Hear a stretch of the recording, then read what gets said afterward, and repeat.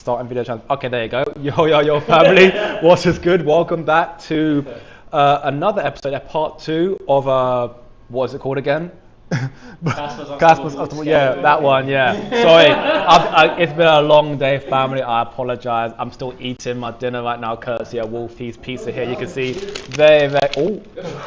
Oh shit. Yeah. You know what? Just trust me. It's nice food. Anyways, hope you enjoyed today's episode of this discussion between Wolf and Chris, and we'll get into it a lot more so, but without further ado, Chris, you want to introduce it yourself, because I am not doing well myself, so yeah, leave it like that.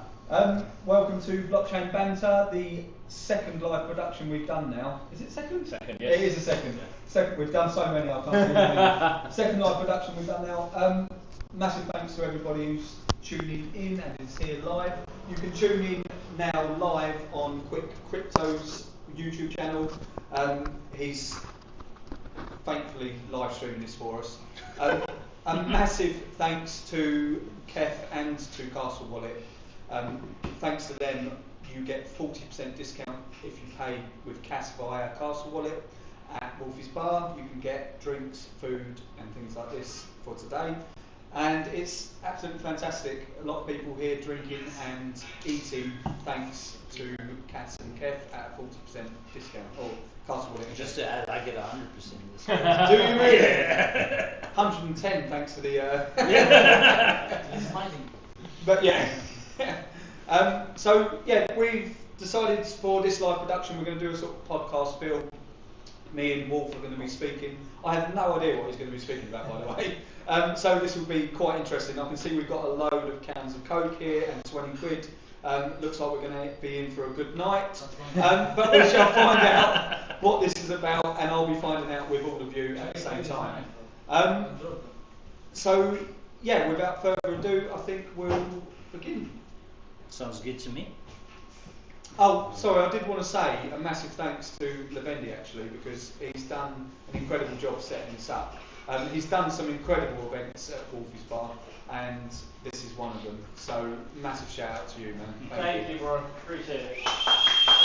Oh, also, there is a Castle Wallet leaderboard as well, isn't there? Yes. At Wolf's. Yeah. So, the people that spend the most cash obviously get higher on the leaderboard. I'm obviously going to be number one. So this is why Wolf loves me so much.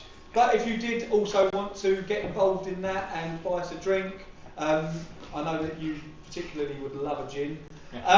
Then where can they go for that? To buy a drink. Yeah. Go onto the live stream, ask questions to the streamer, and there is a post out on Quick Crypto's X account that shows the wallet where you can send the cash to, and then you can buy us a drink and get involved in the leaderboard. And you might even get on the leaderboard as well. So much appreciated. But now, without further ado, we will crack on. Wolf.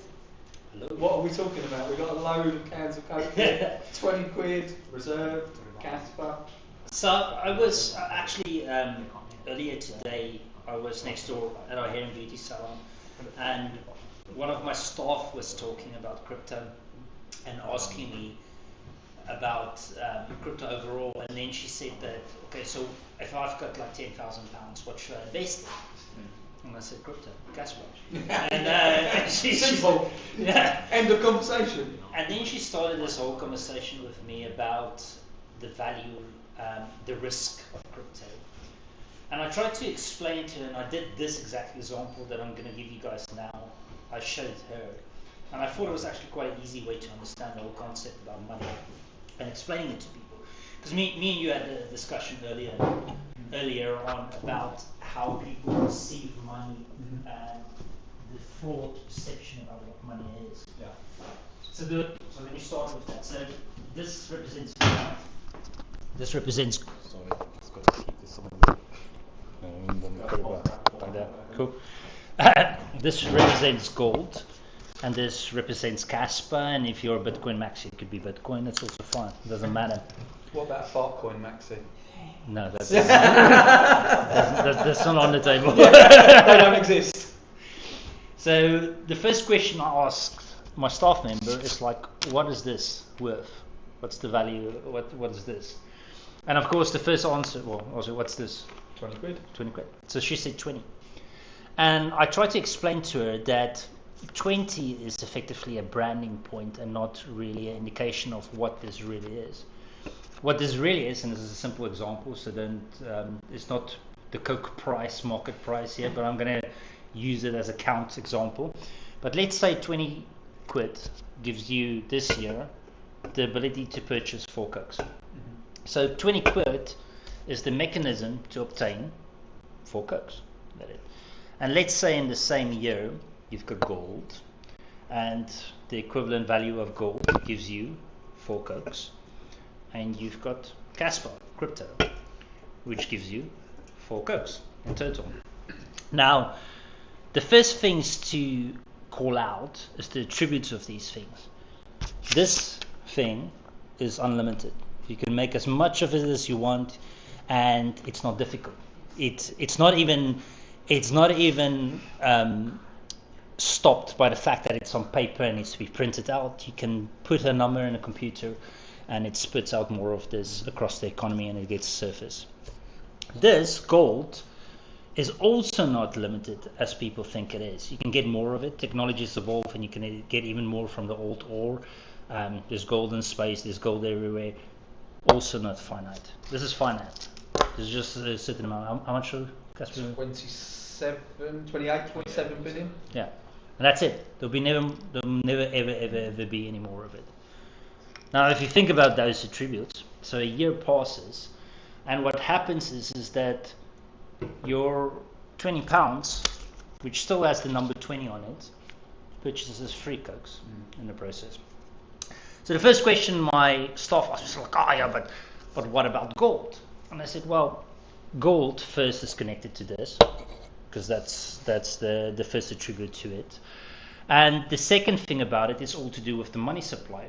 So what happens with gold, and you can, there's slight variations of this, but if you go look at the stats over a long period of time, with gold you can still purchase 4 Cokes. So the guy that's invested in gold's better off than the guy that's invested in fiat. Kaspa or Bitcoin or whatever you do is the year afterwards. You can now purchase 5 Cokes in the process. And so this process continues with years in the process. And this gives you an indication of why crypto, which is a finite supply, and why crypto is the better investment over it. And yes, there's fluctuations and things, and I went through that process with my staff member, but the reality of it is you need to measure things over terms. And this is the reality. This is the reality of every aspect of our lives that's being collapsed in regards to our financial systems and our banking. So I just thought this is a good way to indicate to people what the difference is between crypto, fiat, and gold. Yeah, that's a great It's a really good visualization of it, and it's actually a really clever way to show non-crypto people what this is about. And it's right, like fiat. Weirdly enough, a lot of people call them normies. We was all normies once, don't worry. But a lot of normies don't even understand that fiat now is not connected to gold at all. Like in 71, they completely disbanded that. So fiat isn't on a ratio to gold at all. Yeah. It's just the backing of the. It's the backing of the American trust. Reserve, isn't it? It's trust from the general public in regards to the currency and thing, but there's nothing else underpinning it. And I mean, the big illusion from this thing is literally the number that's printed on this. People look at this, and you can relate this to every aspect of life. You know, when there's arguments around minimum wage, you always see this. People talking about minimum wage needs to be £15. What's £15? Yeah. £15 is this many Cokes. And if inflation runs and stuff, it's less Cokes. Yeah. So the number that's being quoted is irrelevant completely. Yeah. It's the illusion that's just been established, and it's the illusion that actually underpins the trust and the narrative with it. If people really comprehend what this is, this becomes worthless overnight. And that's the reality of it. Well, the reality of that has hit a few times where people run on banks, and then what do banks do? Shut down the bank and go, no, you can't access your funds until we sort everything out in the background. Basically, until we print shitloads more and then we can give you it back at less value. But that's where it's insidious and people don't realise. If you had £100,000 in your bank account, if you're lucky, if you had £100,000 in your bank account, or you use it as a retirement fund, you had you've saved £100,000. Well, let's say 100,000 cokes. Yeah. You have the ability to purchase 100,000 cokes. Yeah. So I think coke costs for £1. I don't know. Yeah, probably. You need a mortgage now. But this is the thing. So you believe that you're doing all right, and then they print a shit ton more. But you still see £100,000. So I'm still fine. I'm still good. Yeah. But they don't realise that purchasing power, like you said, the coke, the amount of coke you can now get previous to what you could is now a hell of a lot less. Yes. And that's what's so insidious about it. It's a stealth tax that people don't realise. And what's even worse, actually, is the Cantillon effect, or the Cantillon effect, where the people that are printing the money and have access to that money before it actually, because there's monetary inflation and then there's price inflation. Yes. And they're two separate things. So when the monetary system or the money gets inflated, the people that get access to that inflated money, that amount that's just been printed first, get to buy everything up at the current price. Yes. And then price inflation happens. It eventually trickles through, and then everything goes up in value. Well, they've just managed to, out of thin air, get free money essentially and buy up assets that they know are going to go up in value because of monetary inflation to price inflation. And exactly like you said, if you get a crypto that is good, it has to be useful, but has a fixed supply as well, it makes sense that that asset will go up in value. And it's not even potentially that it's not the asset's not going up in value. What it's paired against is going down in value. Yes, all of this is connected to this. And that's why I took the cokes away from this. Yeah. Because that's exactly the mechanism that happens here. And I mean, there's another aspect that people don't understand about money. And I spoke about this a couple of times in our talks. But one of the things that people don't recognize or understand about money is that money is effectively a democratic system. So money's whole concept or goal gives information exchange the ability to show what you value and also what society value. But effectively, if you earn this money, you have a certain value to it. And then when you purchase something with this money, you value it more than other things, and that's why it's got that price point. So what happened traditionally is that as a collective, we would vote democratically what we value. So we would spend certain things. You would decide that this type of coffee is the best coffee. More people does it, so that coffee place enhances and improves, and technology gets on. You can go through all the dynamics of the economics of it. But now, what's happening with money printing is that our vote in regards to what we value is muted. And effectively, the people who print the money is determining what our society values. So the things they're spending the money on is the things that's developing. And that, in essence, is when you walk around in your local areas or whatever, and you see things that you really enjoyed and value going under and not being functional, and you think the first like, how the fuck does this happen? These guys were amazing. In the process, it's because of that. Because their vote's been muted in the process. So we're spending money on fucking arms and support and welfare and all kinds of other shit that we don't actually really, as a society, decided democratically is what we wanted to spend the money on. Because we've eliminated the free market. And like you said, the money that you do earn is the vote, and that vote, it has been muted because it's worth less now. And I mean, I'm going to get a lot of hate for this. I don't know if I should say. Well, that's okay. But benefit programs, they call them entitlements. I'm entitled to this. Now, the problem I see with entitlement is when you feel entitled to something, You don't value it because Yes. you feel like, no, I'm entitled to this. Instead of feeling grateful for it or thankful for it, you feel entitled to it because that's my entitlement. Yes. And I think this is where also the vote is getting muted, because you're getting people that don't understand the value of money, and it's not people's fault. The system is extremely rigged and the marketing is built in.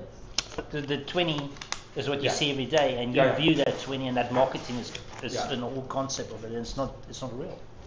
But what's actually, certainly in the UK anyway, what I feel, this is my own perspective, they've managed to trap people because they've managed to make everything so expensive through printing. Yeah. Ultimately through printing. There's obviously a lot of bad policies that are in place, but ultimately through printing they've made things so expensive for the normal person that actually people that even work sometimes have to top up with UI, with benefits. Yeah. And that's not their fault. That's not their fault.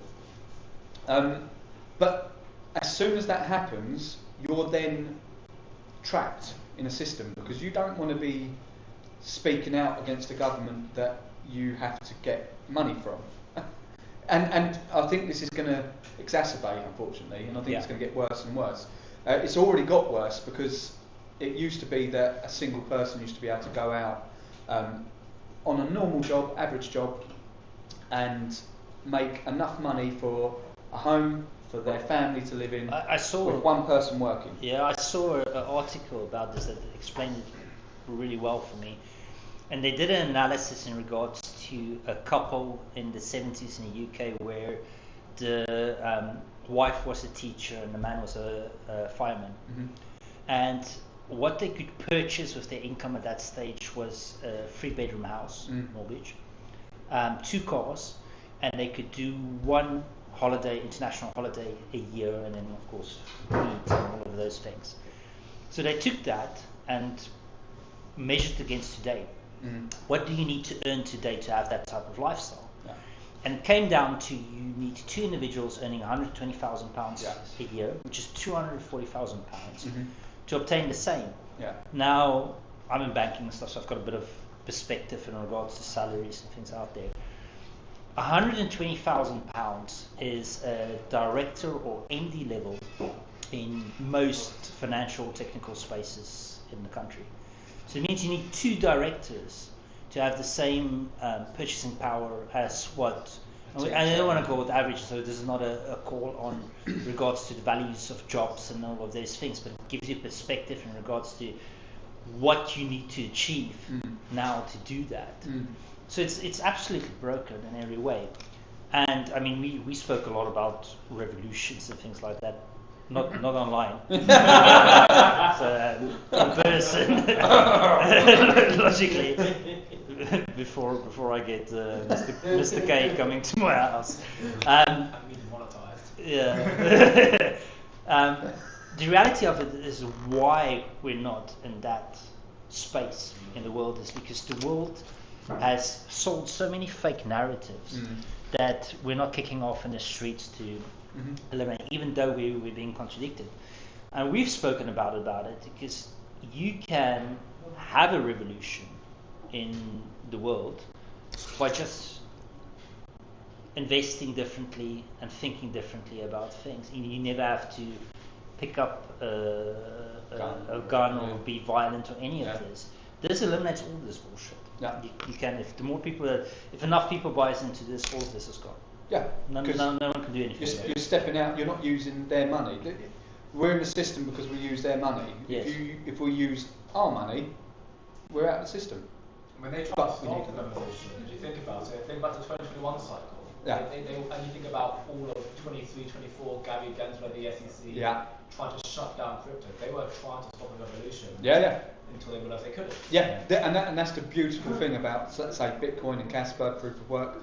You can't shut it down. No. Try it. But how many times have China banned Bitcoin? I think it's like 10 times now. Like, I've lost a miner in China. But that's the beautiful thing. You can't ban it. No. So that's why, like, we do need to go back to sound money. Yeah. Your example there, where a teacher and a fireman had a equivalent of a £300,000 3-bedroom house, sorry, and now to get that you'd have to have 2 CEO salaries.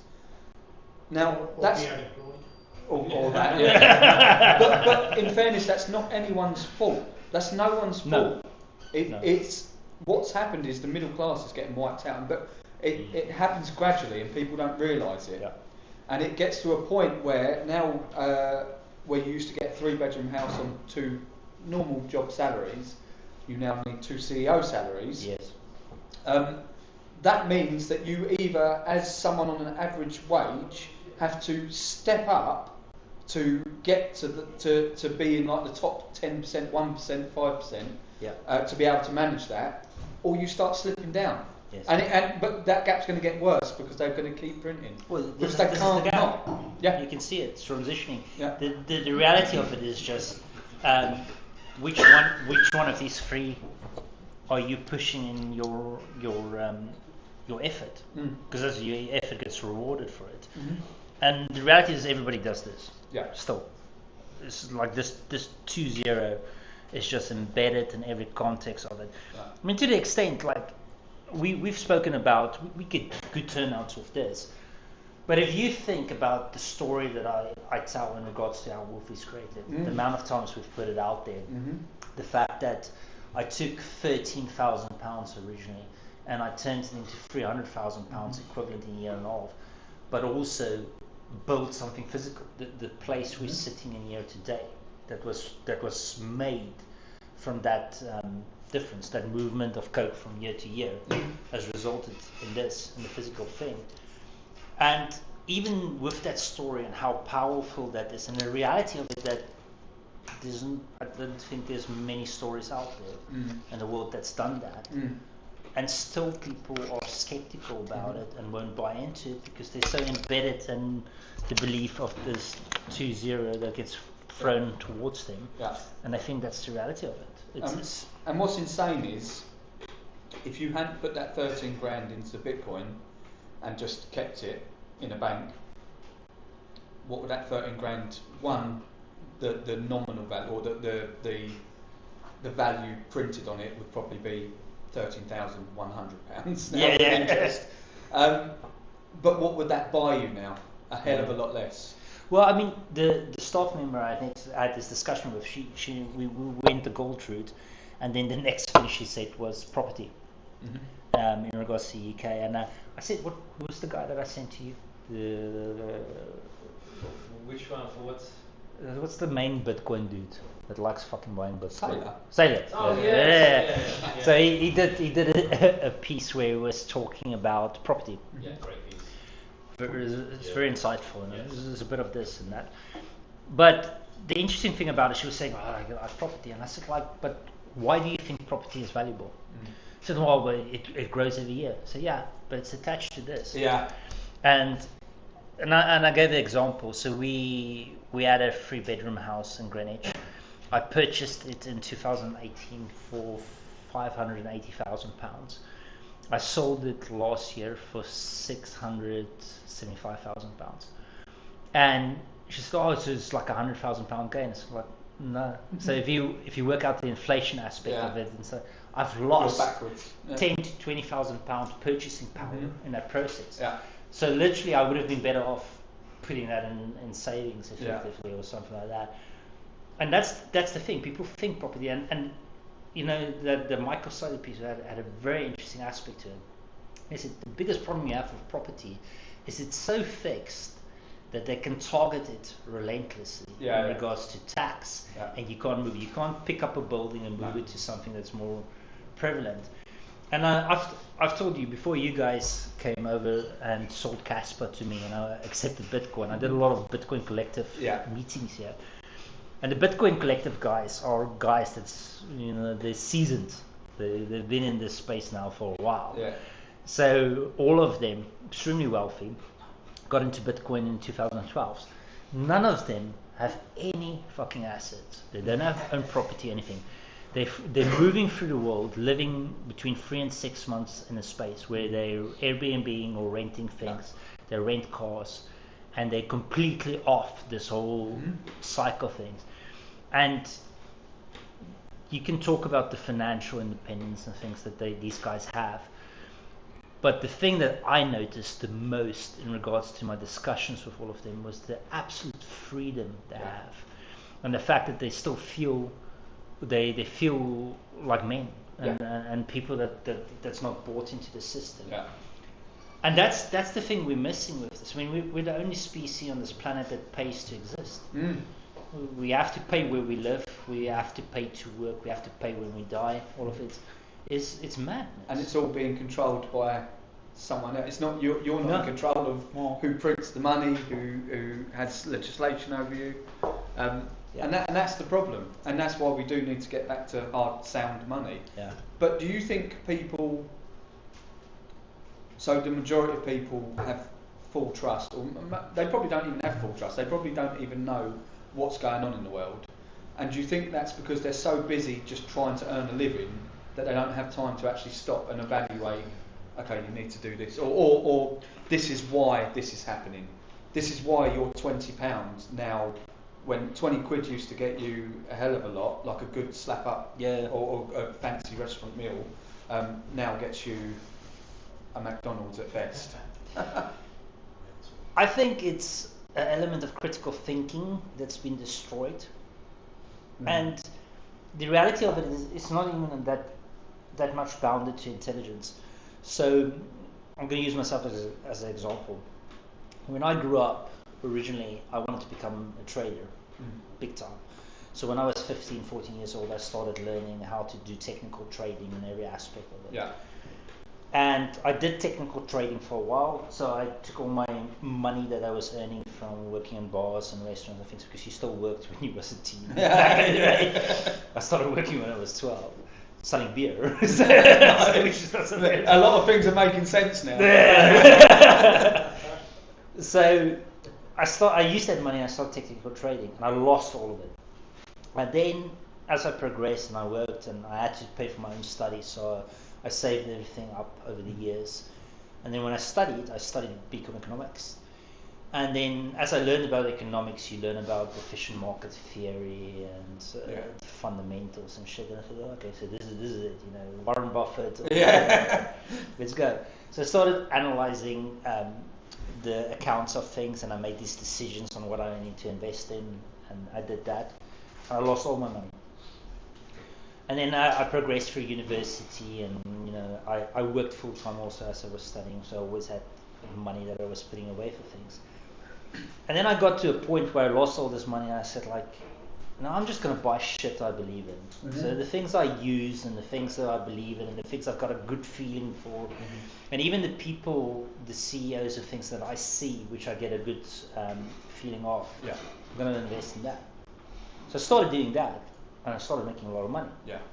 And over the years, that money has financed all my business ventures and all the things that I produced. But even then, knowing the fundamentals of money, because if you study economics, you learn the attributes of money, what's the things, medium of exchange, store of value, all that shit. So even with those things, and those, you understand those fundamental attributes of money. When you look at this and you get told of it, just assume. Because it's so fucking embedded. There's 2 zeros. You trust it. There's just everything in your mind. Yeah. So in 2012, when I saw crypto the first time, I thought this is a bunch of bullshit. Magic internet money. What's going to happen? And for those who know my story, in 2018, I got hit by a £100,000 tax bill, which they won in 30 days. And then, after shitting myself, as I do, I do what I always do. I do a plan A to G, plan A being getting to that money 10, 20 years time, not in the 30 days, and plan G, going to a loan shark, betting on horses, shit like that. But as I went through that process, I thought I need to go back to basics. And Elon does this a lot also, where he talks about going to the fundamentals. First principle. I thought I need to go check crypto out, because I read a lot. And I read quite a few articles about dudes that's lost thumb drives in, I think with 200 million pound Bitcoin on it. And the question that comes in your head is like, how the fuck did this guy have 200 million pounds of Bitcoin on a thumb drive? Like, so what's going on here? So I went and I analyzed crypto, and I analyzed fiat, and I put it to the test in regards to the attributes. And all of a sudden I realized that this is more fake than anything else in the process. And because of that, I started investing in crypto, and that's how I moved to 13,000 to 300 in a year and a half's time. Now, I have a lot of talks with a lot of different people, because you know I tend to like to talk. And I tend to engage with people. So like even when I do my cardio in the morning, when I woke up in the day, I've got two guys, and they're older than you, Paul.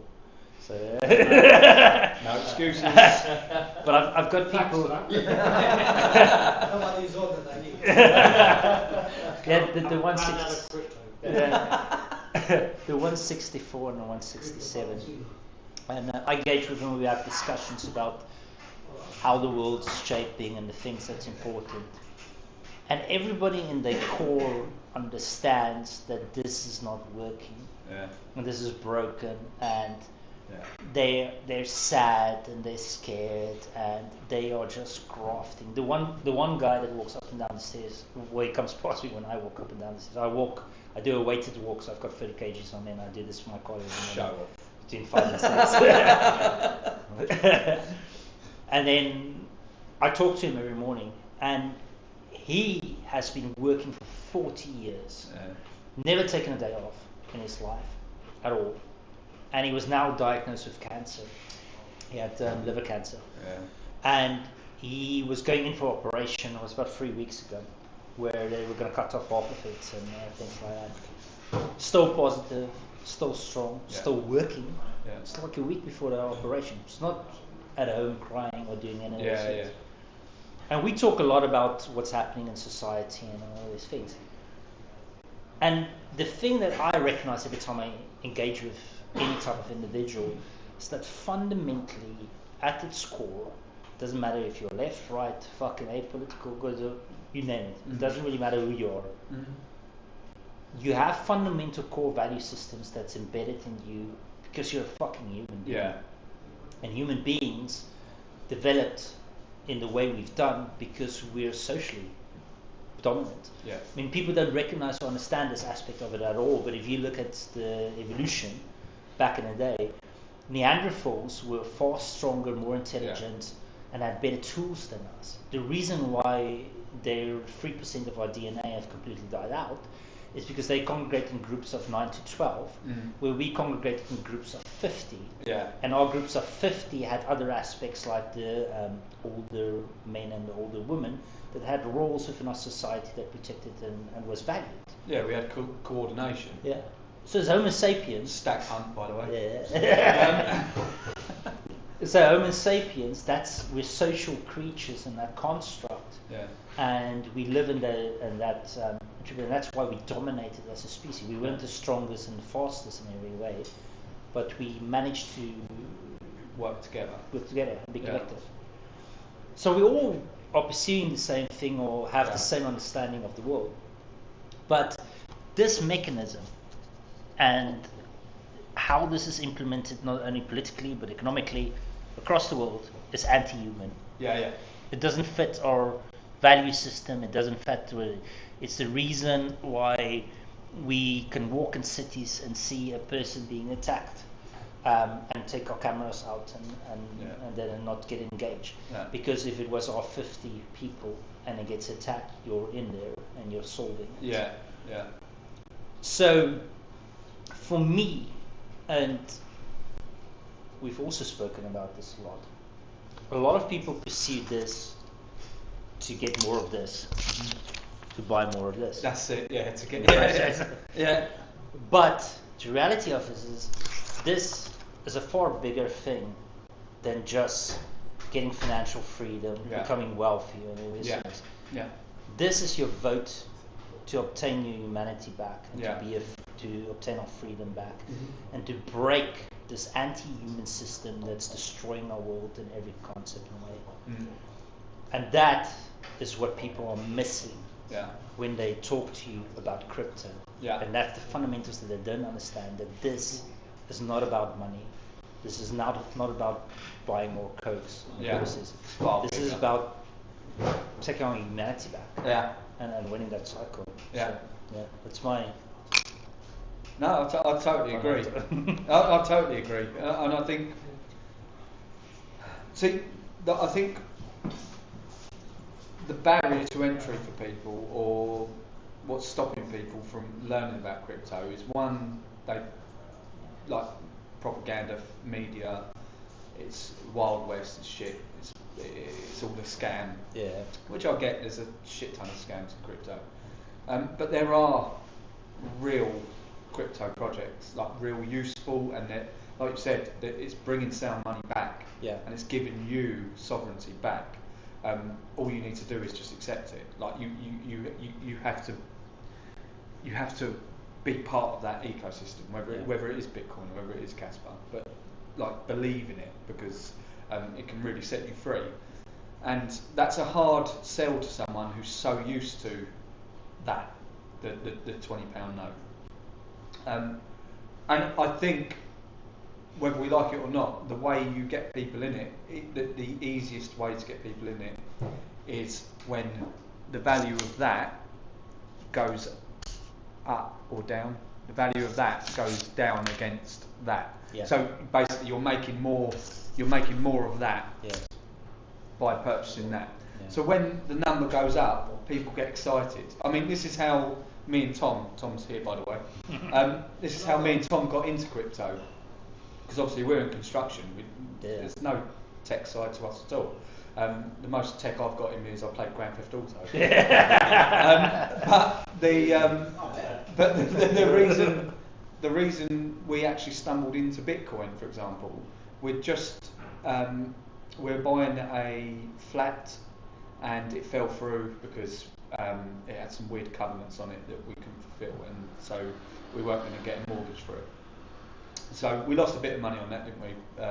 Probably about £5,000 on that. But the money we had left over, we were like, well, we haven't got any other properties lined up. What do we do with it? Because we want to grow it. Because we knew if we'd kept it in a bank, we'd lose purchasing power. We knew that much. Let's go. Less Cokes. So we heard about this Bitcoin thing, so thought, right, okay, we'll stick our money in that then, see what happens. And stuck money in that, done really well. And it did really well, and we were like, fucking hell, it's done a lot better than if we'd just bought the flat and rented it out. Even in capital appreciation in the flat as well, with that passive income. But so that was exciting for us, and that got us into crypto, because we were like, okay, we obviously timed this right, and we were lucky, but we've just made a fuck ton of money here. How did that happen? Yeah. And then you start actually researching it, and then you start going, okay, I need to understand why this thing's gone up so much, because it doesn't make sense. And then you really do go down a rabbit hole, pretty much the whole rabbit hole you've just gone through. Find out this is finite. Yes, exactly. That's the big thing. And it's useful, and it's energy that can be transferred. It's like insanity, and it's so clever how they've done it. And then obviously we learned about Bitcoin and was really excited about that, and it resonated with us and our ethos. Like we believe in that sort of structure. We believe in having self-sovereignty and things like that. And then Kaspa came along, and again, that weirdly enough, Kaspa's something I ignored. It came up on my timeline, and it said, "Oh, we sold a trilemma," and I thought, rubbish. Like, I had no idea about it until you guys. I know. With 4 beers. We had some beers, and you went, "Yeah, I'll accept it." Cool. But yeah, it's a strange one. So I think the biggest opportunity we've got, whether it's Bitcoin, whether it's Kaspa, but the biggest opportunity we've got as people that believe in sound money is when that sound money starts going up in value against the stupid fiat. Yeah. Because when it starts doing that, people get excited and people start FOMOing in. It's at that point you need to capture them, because if you don't, they'll start going into fart coin and all sorts of other shit, and they will get wrecked. And you need to say, look, this hype will die off and you'll have a pullback, but if you look over a long enough time curve, it's a constant up. Yeah.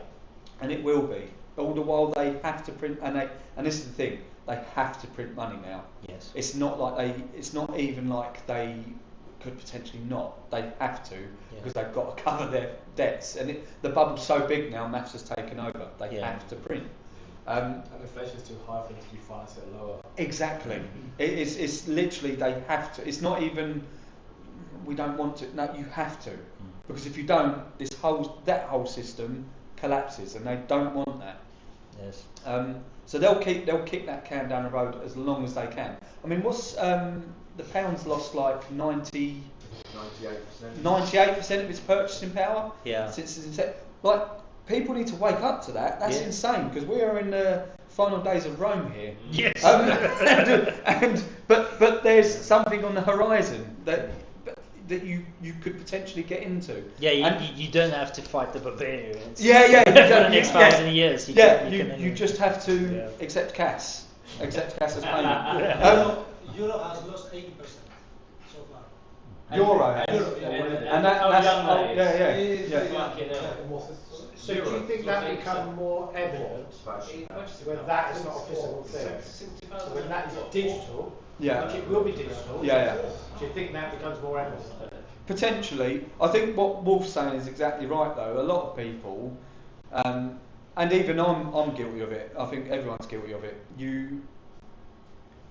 Nobody gets into crypto to lose money, but we see money as that.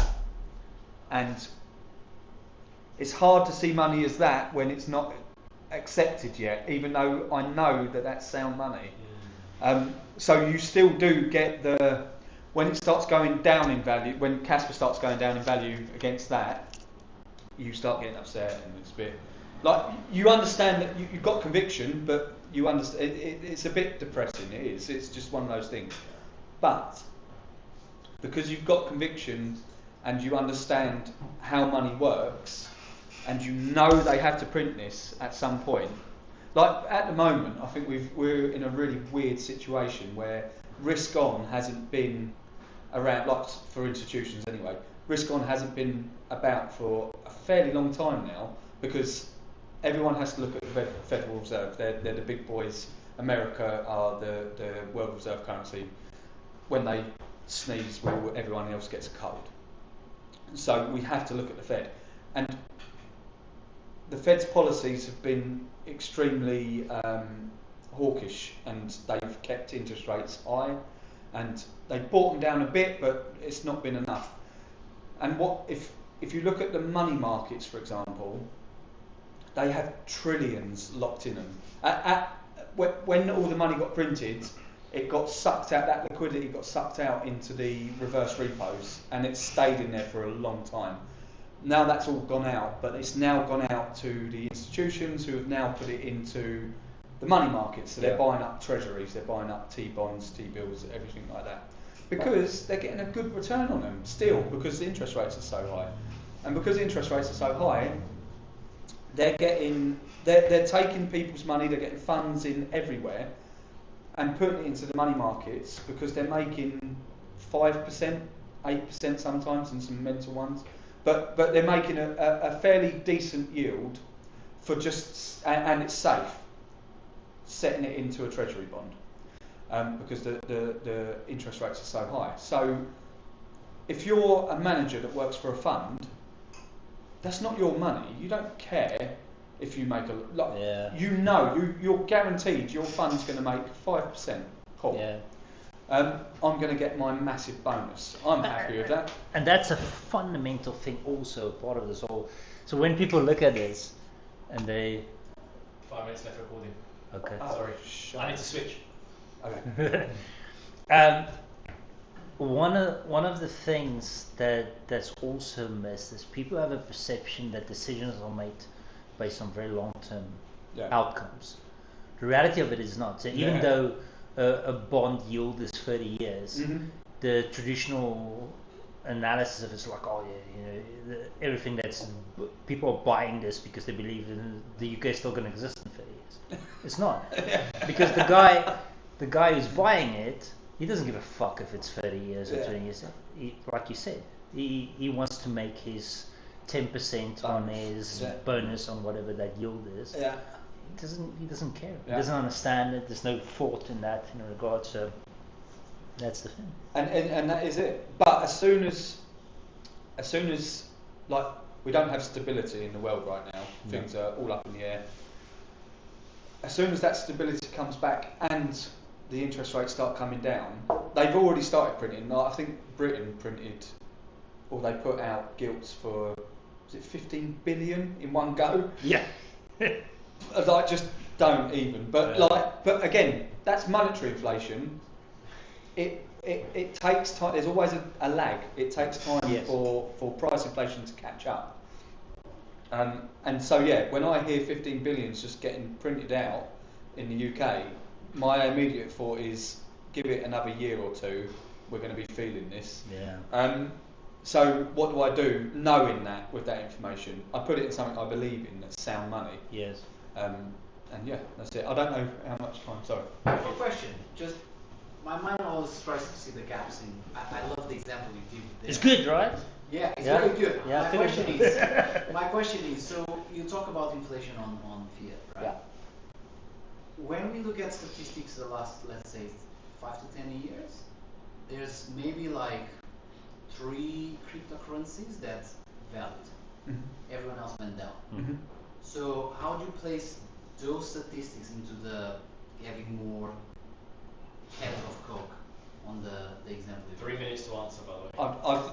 I think it determines, like, so again, with risk on, there's a lot of people that will just gamble on stuff like Fartcoin or whatever else. Yeah. But then there's actual crypto that has actual utility. It actually means something to people. It like, I think crypto will go up, one, because money debasement or currency debasement, that will automatically force it up, and that will force all cryptos up to a degree. But the things that will really help are, but Kaspa, for example, is and will be useful for industry and retail. But it needs adoption. So if it got adopted, the usefulness is, price going up is a byproduct of its usefulness. So I'm not challenging the utility, but just the pure value facing fiat. So for example, if you look at Ethereum and Bitcoin the last 10 years, if you adopted earlier, or even if you adopted halfway through, you would be in a positive. Right? Let's say 5 years ago. If you adapted, I don't want to say any coin, but X coin, you'd be, even though there's inflation on the fiat, you'd still gonna be down from what you invested.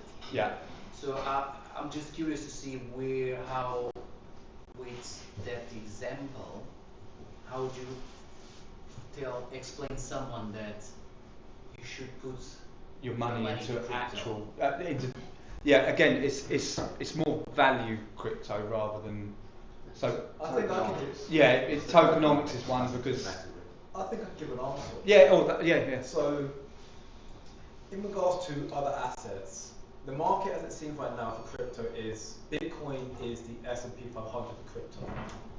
Right now, Bitcoin dominance is in around 60%. With it being so high, naturally speaking, alts, other assets will follow in suit. But because Bitcoin's got so much dominance, it's also stealing liquidity right now from other assets. What we are seeing right now in the environment, the world we're in, is one of increasing risk. Due to everyone struggling in the lives we're living right now, one thing that I've seen based on research from Grayscale, from the World Economic Forum, from all of these leading firms, is we are seeing increasing investments into the equity market, which is a very risky market. Actually, an IMF report back in 2023, I believe it was, saw an increasing correlation between crypto and equities. So we're seeing more leading firms invest in equities. They're investing in risk markets because that is currently the meta.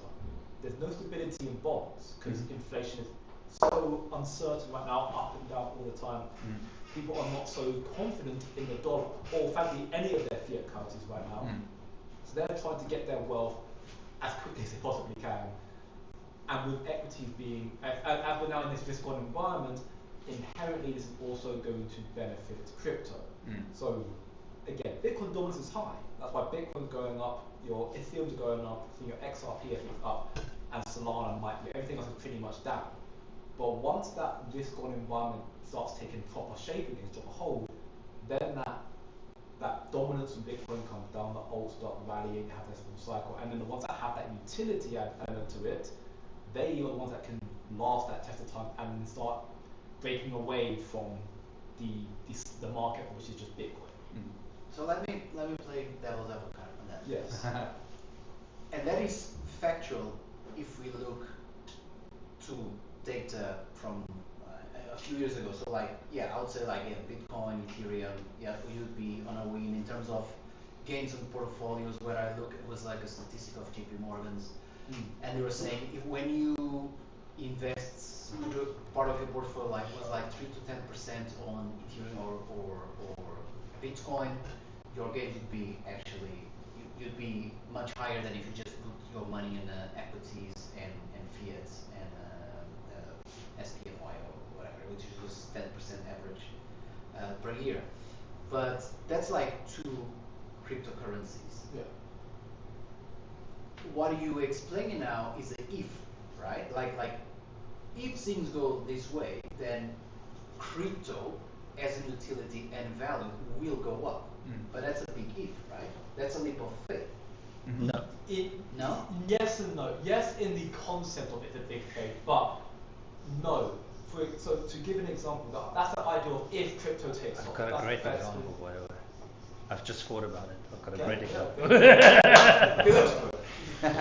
So you need to drink water, right? Yeah. It's a fundamental part of being a human being. Well, I'm going to use the Coke as water now. We're expanding this. So, say there's no water, you have to pay for water to live. And you've got this amount of water. This is water, this is Coke, this is vodka, this is beer in the process. This disappears. So you can't use this to purchase water. So you're thirsty. What are you going to drink? You can drink water, vodka, milkshake in the process. If you pursue vodka and milkshake, that's limited. At some stage you go up, fart goes up and it tanks. Your health tanks and you destroy it. Water is what you need. So the reality of it is also you need to actually still be a grown up and do your analysis in regards to what has value and what doesn't have value. And you need to make that decision. And yes, it's not as clear as the example that I've given now in regards to water and vodka. It's not that specific. But there's a lot of clues here in regards to what is more valuable than other. So you can go through the whole rabbit hole of proof of work and proof of stake. And if you intellectualize it, then you get to a point. At some point, you're going to go to like proof of work. There's a dominant one between the proof of work and proof of stake. So if you get to proof of work, what is the different things? You know, what's the vodka, what's the water, what's the Coke in the proof of work space? And then you start analysis. So that's how it's becoming you now. This is why you haven't got your citizenship.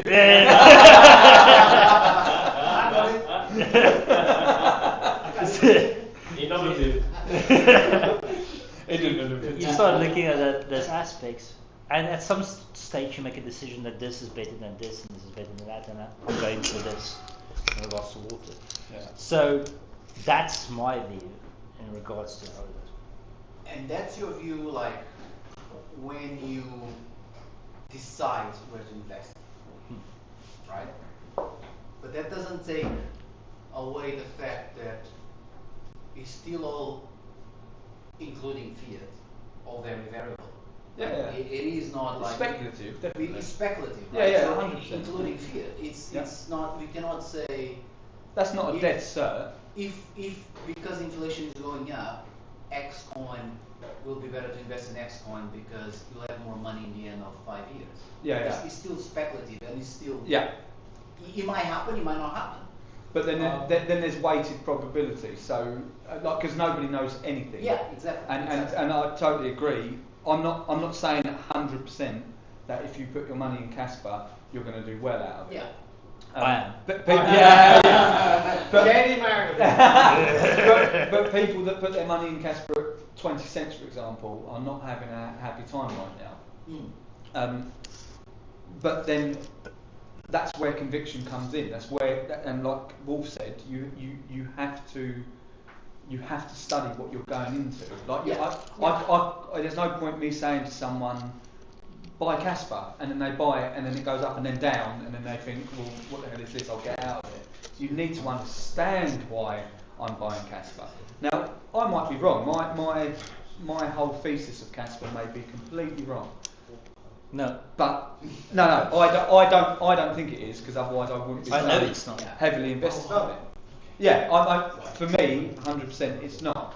But I can't say that for you. You need to do your own understanding, your own conviction. But still, like, if you don't believe in something and you don't invest and risk, you don't get the rewards. Yeah. I'm very aware of that too. So I'm just saying that. No, I think it's good, because I think it needs, people do need people to have that questions, right? Yeah. And the other thing I'd say is capital rotation. Like, Tom made a really valid point actually. He said if you look at his younger brother. Yeah, if you look at the markets at the moment, or like all markets at the moment, S&P is doing extremely well. So the stock market's doing extremely well. You've got gold, silver, commodities are doing extremely well. Oil is doing extremely well. Where else are you going to the only one that's really not doing as well is crypto. So there will be, like, again, it's sort of like a capital rotation into things. Why would you ever buy at the top? Yeah. But you don't know you're buying it. You don't know you're buying it. We just got to be careful. All-time highs. You're in all-time highs. Well, it's not necessarily the top. But what we've got to be careful of is we don't start mixing up, right? So that is stable. Right? As much as it goes down, there's stability. And what we've got at the other end is volatility. 100%. Until we get that volatility to be not as volatile, right, and people, but you're kind of like going, so that's day to day, all right, that is kind of like future.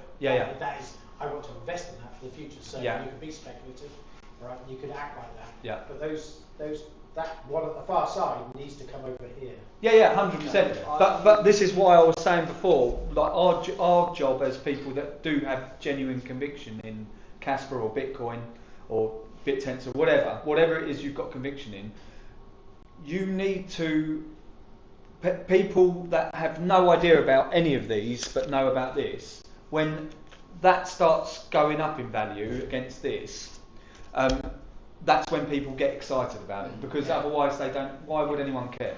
When that starts happening, we need to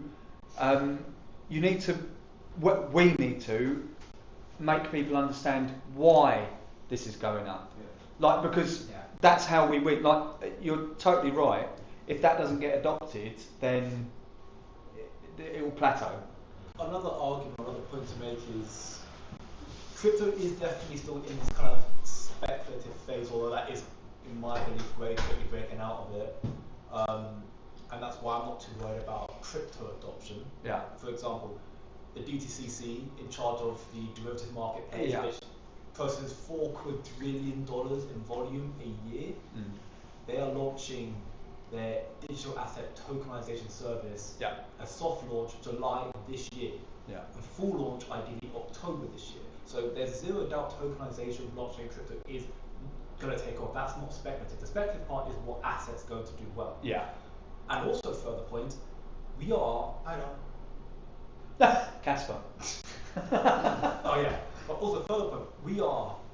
I mean, studies, whether I'm not sure the actual stats behind it, but 7-8% of the population know of crypto.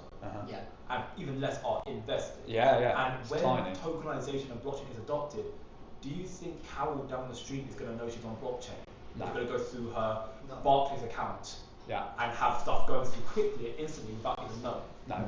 But I think that's the point of that piece of paper disappearing and becoming digital. So once that becomes digital, it's in the same playing field, because people are not actually physically holders of it. They don't have something in their wallet. They go to everything is electronic.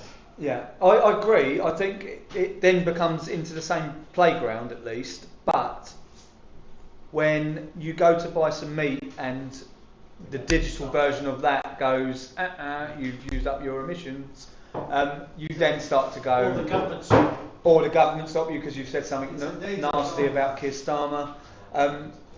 You then go, okay, I don't like. Look, it's the same with any system, like any centralised system. Centralised systems are fine; they work fine, all the while they work for you. As soon as they stop working for you, you wish you had a decentralised system. But normally by that time it's too late. The bank run, for example, like banks are fine; they work fine, and they're like, most of the time it's perfect. It's just whatever it happens. You put your money in the bank and you move it, and you don't even think twice about it. When shit hits the fan and you go, oh damn, everyone's trying to pull their money out of a bank, I better get mine out, and they go, access denied, you go, fuck, I wish I was in a decentralised system. That's the value add. I'd be interested. The most dangerous part from being in a centralised system. Have you seen what's going on in China? How many people are now living on the streets because they have been rejected by the system. Really? They cannot buy WeChat and stuff. They cannot buy anything. The social score. Yes. They cannot get paid because it's blocked. So but I think that's more dangerous than. But we go in there. Like genuinely, I think we're getting there. Oh yeah. Like for sure. It's a scary time, but we're getting to a point where we need to, as humanity, need to decide which way we're going. Are we going for that route because we're definitely going there? They want us to go. They want us to go there, or are we going to go for the decentralised route? I'm favouring the decentralised route, even if it means I live in the sewer like Demolition Man. Yeah, because but I have faith in humanity, but we need to educate people because people don't know about this. Everyday people don't know about this, and the way you educate people is the price go up is the initial incentive mechanism to get people to understand crypto. Or paying, isn't it? Well, paying. Yeah. I've got a different. I can give it a different perspective because, like the examples I gave previously about fundamentals and technical trading, all of those things, I'm very much a human that's indulged in all those. Courtesy of Cash Chain. No thanks. No way. Yeah. And there's one more from Andy coming as well. Thank you. Cheers, Cash King. Cash King. Oh, cheers, Cash King. Cheers, Cash King. Buy some more NFTs. I've indulged in the academics of things extensively, even though I don't look it, which is my physical appearance.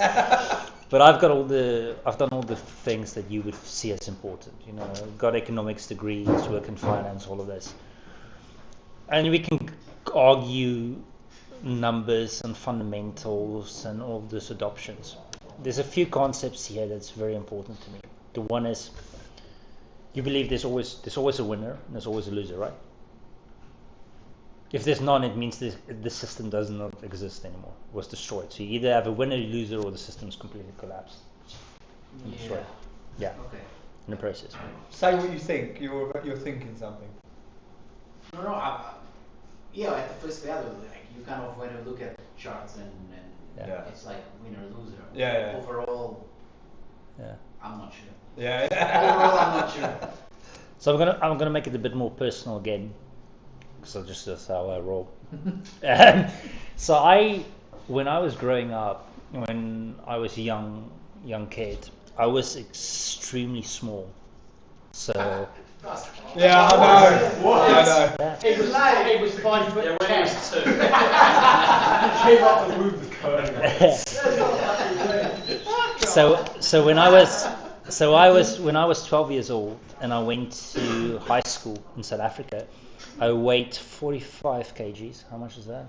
2 bags of dust. Yeah. 2 bags of Not even 2 bags. And I was 1.5 meters tall.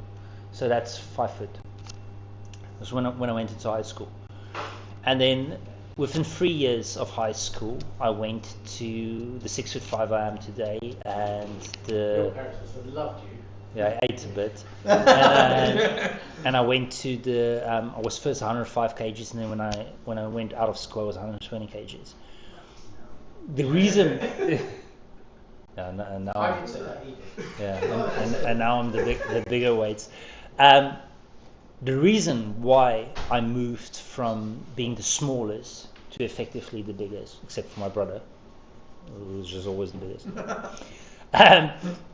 is one core concept, and that was resilience. I wasn't faster, I wasn't stronger. In fact, when I did my genetical testing, I don't have the dominant fast twitch muscle fibers, which is present in all elite athletes and weightlifters and bodybuilders. But I immersed myself in regards to the academics of how to build muscle, and I got really obsessed with it. And I learned how to change my body and grow, and that's caused me to become the biggest person, or the bigger person, I think. The thing that drove that was a good example. The thing that drove that was resilience, time, and consistency, and putting the best attributes in me. Best food, best water, best all those things. Okay. So if you look at this, and this is again the water example I gave you, and this disappears, which is happening less and less. So you're not getting water. Who wins? The person that's drinking alcohol, hot chocolate, milkshakes, or the person who's drinking water. And yes, it's not immediate in that regard. It takes time to deteriorate and die and things, but this is the guy that's left. The guy that's drank water all the time when all the others were. And that is fundamentally why this, in my belief, is the only thing that will win and dominate in every context. Because the attributes that's attached to this is pure, and the attributes it attaches is the only thing that I recognize as actually having a value system and being consistent and being finite and being everything that we as humans value. And it comes back to my fundamental point that I always raise, is that as human beings, this is the thing that represents us, represents our history and where we come from, and how we eliminate the whole structure that's just pushing on top of us. This is the answer for it all. Yeah. And it's not the answer because of the numbers and the money and the mechanics and the things. It's the answer is because this is a 12-year-old boy who emerged itself in a specific value set, lived it, and because of time and that value set became the more dominant person. There's also one more factor. If we are bullish on AI in the next years, then we have to be bullish on crypto as well, in general, because most cryptos, they have a set emission schedules. AI can predict what that crypto will do so AI and crypto is like a perfect combination. Yeah, it's a good synergy. It's because AI cannot control how much the Fed will print this year. Yeah. That's human. But if it knows, that's human-made inflation. Yeah. But they know exactly about the emission. Now, I'm even going a step further. In the same way, why TradFi is coming to DeFi, because it's got faster confirmations and it's cheaper when it comes to payments. AI can't bring out the best of itself on those same rails because it's too expensive and it's too slow.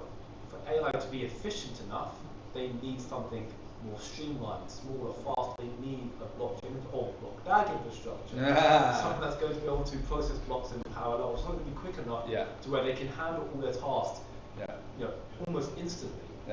And that's all, we heard it from Pavel when me and Joe better. We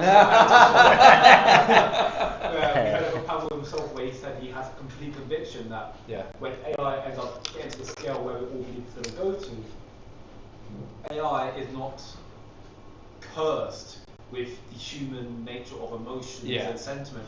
It's purely just statistics. And if they see it from a statistical point of view that this protocol here is in trouble with everything else, so it can get anything else I want to go to, it's faster and it's cheaper, they're not going to go to Ethereum because, or XRP because, we like it. No, it's going to be, what's faster, what's cheaper. If that ends up being Kaspa, which, for the most part, from an infrastructure standpoint, I think it already is. And then you think about Takota coming next month as well, with increasing the block a second, then if AI does grow to the scale we believe it to be, then Kaspa is for me quite a clear choice for someone that's going to catch on adoption. And even if you negate AI, think of KII.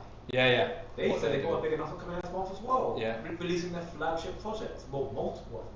It's multiple flagships. That's the case. It could be, I imagine, warp core, gigawatt, that sort of stuff. Olive chain. So do you think there's a not a relationship, direct relationship, but if you look at the relationship of where the car industry's moved from petroleum based and now moving into hybrids and electronics, alright, that's exactly the same. You could actually put petroleum in that pound. Alright, okay, alright, it's exactly the same. Alright, so in other words, they all fear the change, alright, and what's in it for them?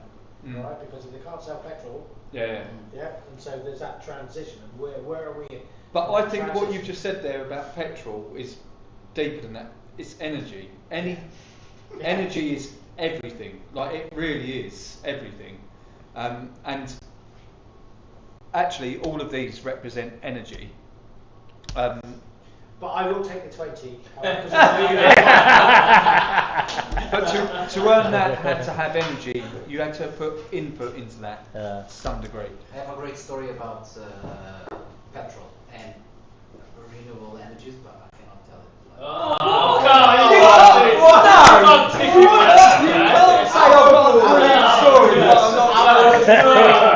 After the stream, I'll tell you. I've won the lottery, but I'm not sure. Don't trust verify. I just realised what I said. On a somewhat scary note, but in saying that, I think we're in those times right now. Which goes back to what you were saying, Paul. People don't like change. There's a saying, I'm not going to quote it word for word because I'm not that talented, but it was basically how people don't like change. And the idea of change is horrifying. People like comfortability, don't accept it. So the only way people accept change is if there is a crisis. They're forced. Right now, we are seemingly, well, I say seemingly, we are most definitely in the middle of a crisis. 100%. Whether it be in one caused by AI or one caused by increasing debt or affordability, whatever it may be. We are in a crisis right now. When people are in a crisis and they realise that, they need to be offered a solution. And I would not be surprised, given where we currently are and the reports we are seeing, where the solution put forward by JP Morgan, Bank of America, Santander is, we need faster rails so you can get your money quicker. Here's tokenization, here's blockchain. But don't worry, you don't have to do anything about that. We'll do it for you. All you have to do is just stay in our system. Exactly. Give away your whole birthright. KYC, all that rubbish that comes with TradFi. But we are in that crisis right now. That's like, I think there was a saying, I think it was Citibank, I saw an interview from them last week where, and I've heard this it's the buzzwords that all TradFi is using right now, but they call it it's not turning point, but it's similar to turning point, but there's kind of highlighting that this is the current predicament or stage we're in right now where everything is shifting. It's just whether you're paying attention or not. And like, we're in this space, we're seeing the change happening, we're fine with this. Once more, Carol down the road, she's just thinking about how she can be able to buy groceries and pay for a potential vet bill she has to take care of a cat or dog. She's not thinking about how her purchasing power is going down and how, unfortunately speaking, the only way you can have that stability seemingly is through investments. Now, what investments you choose is going to be down to your own nature.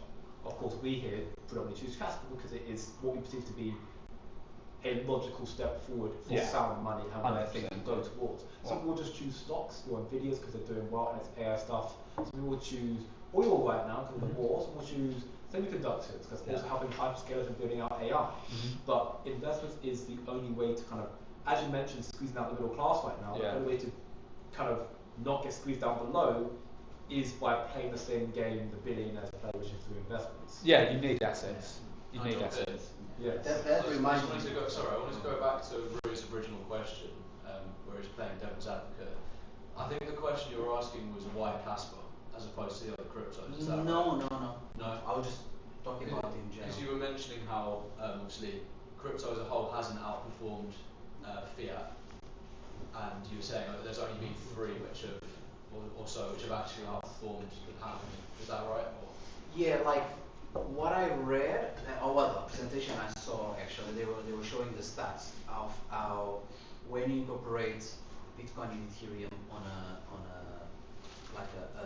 diversified portfolio, you would perform 30% better than just traditional portfolios.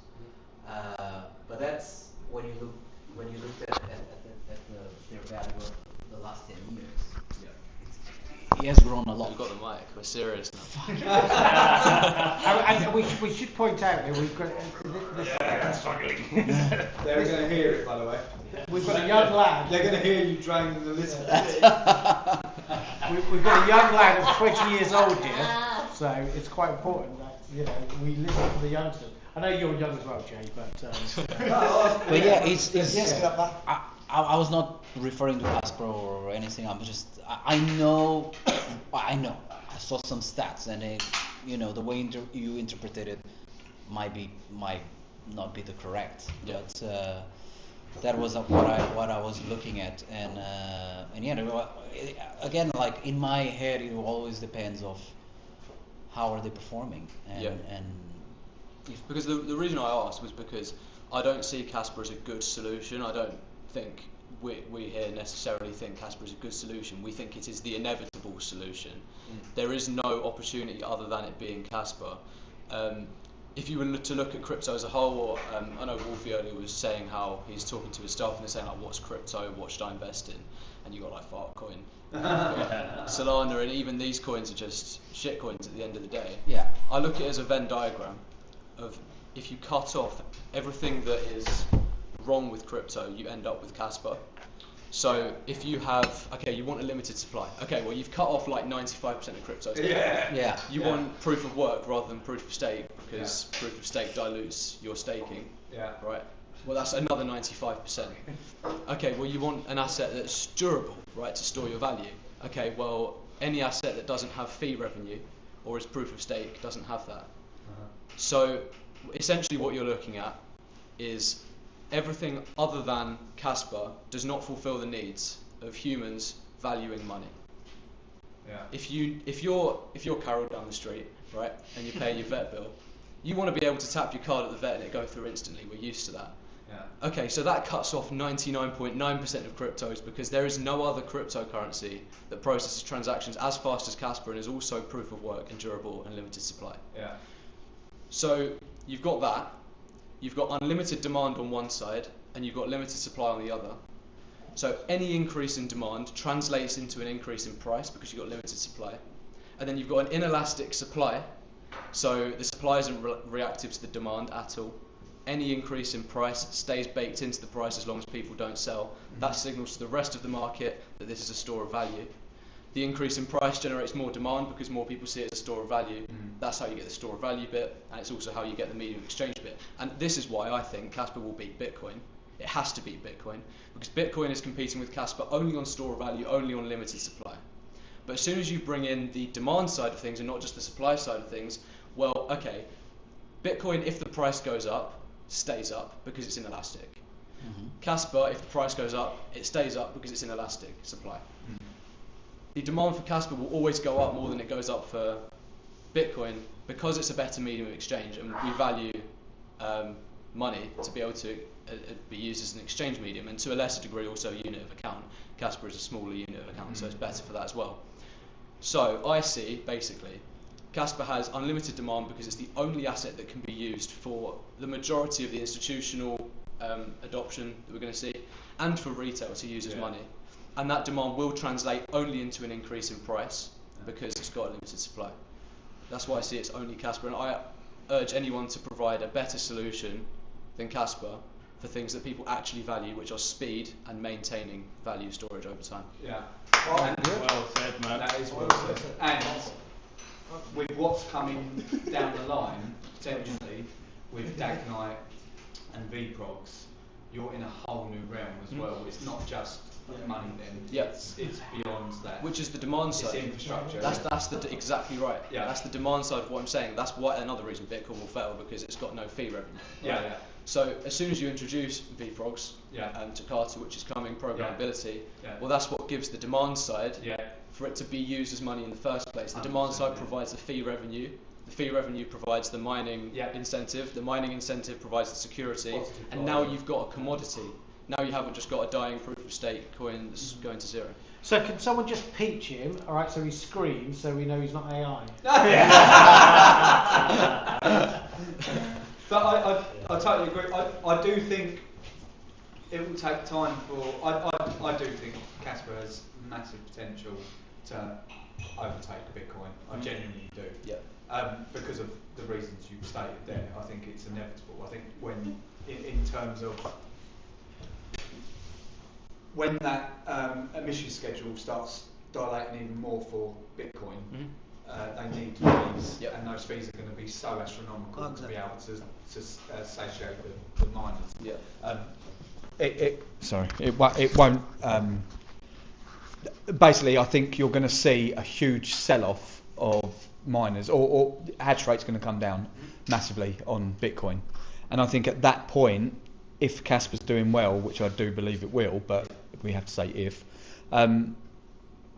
you're then going to get people going, I'm going to make more money, miners, for example, going to make more money mining on Kaspa than they can on Bitcoin. That's the switch over. As a user base. Exactly. And they're actually making more money because of the fees that are getting generated.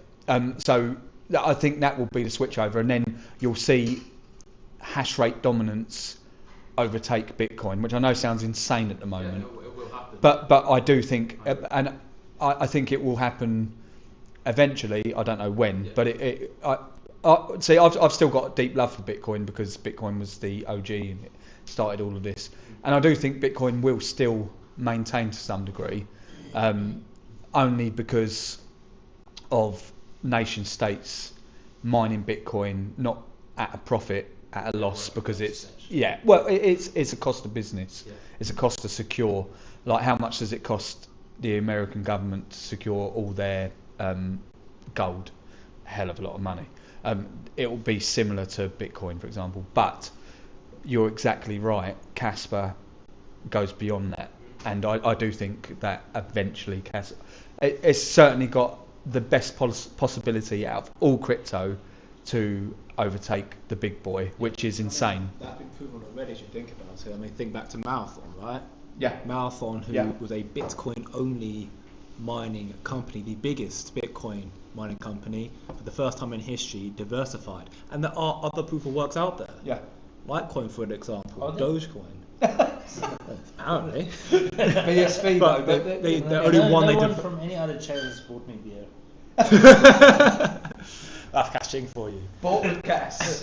But there are other proof of works out there, and Marathon for the first time diversified, and they chose Kaspa. Now, you could take that as a win or whatever, that is completely down to you, but then you've got to think about the fact they're mining Kaspa, and then you hear the interviews from the CEO, Fred Thiel, which I think came either earlier this year or even late last year, where I remember the article, he basically said that for Bitcoin mining to remain sustainable for their business, Bitcoin needs to 2x in value year on year. Yeah, it does. Not every 4 year half, year on year, Bitcoin needs to 2x in value, which means by 2030, Bitcoin needs to be really around 1 million. Yeah. Is Bitcoin, I mean, we don't know, but is Bitcoin going to reach 1 million in the next 5 years, 4 years?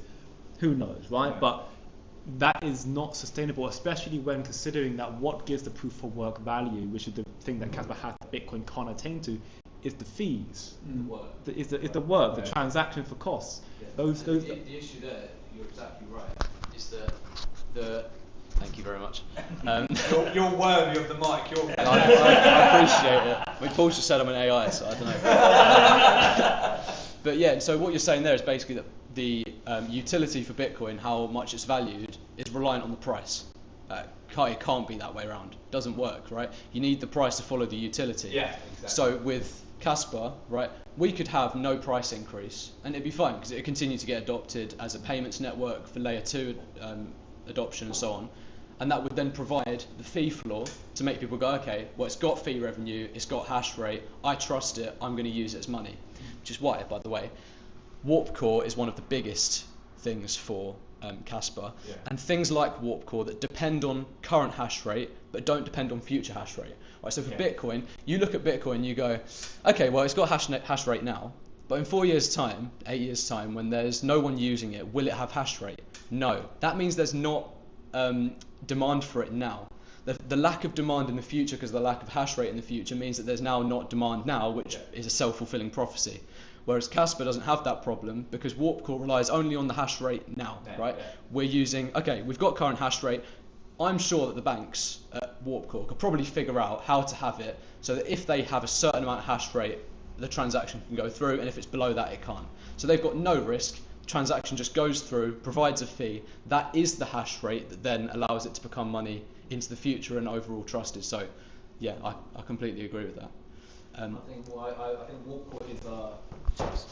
Core is something that I think there's one issue, which is the understandable unease within investors and people who hold Kaspa, and it is unfortunately correlated to price. They become very speculative about everything. I've spoken to many people in my community and equally who aren't so sure of the KRI, and I get it. I choose to believe it because I spoke to Rory multiple times, and I have seen. In one of our last shows on BB, when Rory showed up, he showcased live testnet 12 of Warp Core with, even then a doc was showcased banks who had stress tested it, JP Morgan, Bank of America, Standard Chartered, and et cetera. So there does seem to be people who are testing it out. They apparently have very positive results. So I think Warp is going to be big. Yeah. When it comes, one thing that I think is very important. I spoke to I spoke to someone who was in finance. It might have been you. I thought, it might have been you. I can't even remember. I talk a lot. You do talk a lot. But it was basically someone who said that for a business or a project to be deemed successful, you got to target the 20%, right? I know it was it was VJ yesterday even. Yesterday or Tuesday, where VJ was talking about trying to end up, conducting business as well. You've got to try and target that higher part. I think what the KRI is doing. When you look at TradingView and you're looking at Kaspa currently at 0.032, whatever it's at today, or 3.6, that is purely the number that has been posted from exchanges. That's not its value. Well, it is, but it's not.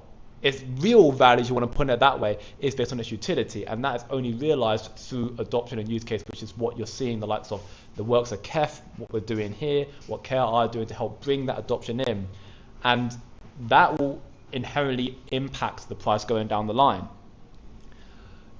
But it's tough for people to realize that because unfortunately all they see is that number on the chart. I think there's no doubt when it comes to Kaspa's infrastructure and technology. I think everyone has conviction in regards to what it is and how competitive it is, but they only see price because it's the same thing as the $20 now. You only see that. You don't see purchasing power. You see a $20 note. And the element of time is the thing also because you guys are young, so you see that most people are young, but things take a while. But in context of crypto, things take a while, but it don't take that long. I mean, if you think, one of my biggest investments I've got is Tesla shares, and I originally purchased $6,000 of Tesla shares. I've got this one. Yeah, this one's just for the stream. I purchased $6,000 of Tesla shares in 2012, and it's worth almost $800,000 today, and I still have it. And then when people hear that story, they would go like, "Fucking 800, that's a lot of money." So, yeah, but 2012 it's 14 years ago, and I haven't sold it, and I had the conviction all the way through it. Crypto is way faster than that. So yes, it takes years, but it just takes a few years. Bitcoin came down 50% in what, 3 months? Yeah. And then think about it from a perspective of 2020, January 2024, it was at 40k, and then we peaked at 120k in about a year. So in 1 year, it went from 40k to 120k, 3x in 1 year. Yeah. Is that if you come from a TradFi background, that's not normal. Institutions are used to trying to make 30-40% in a year, and that's in a good year. In crypto, you can make 3x in a year. This is a sign of a maturing, but fundamentally different, but maturing market, one that is gaining a significantly more adoption as well. Yeah. And one that, why I don't I mean, I have conversations with my mates where like, I don't understand crypto, and I'm like, that's fair. I'll try to explain it to you, but like, I don't understand it, and I'm like, but now you've got my cook video. Yeah, there you go. But at the same time,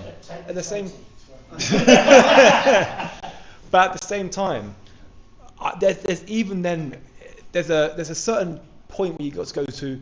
End of the day, if you don't understand it, that's fine. You don't need to. You need to understand that those who do control the world we live in, they want it. Now, if you don't want to try and get ahead of the meta, like, fine. You've got to understand where the world moves. You can't be ignorant to it as much as you want to be. This is the point.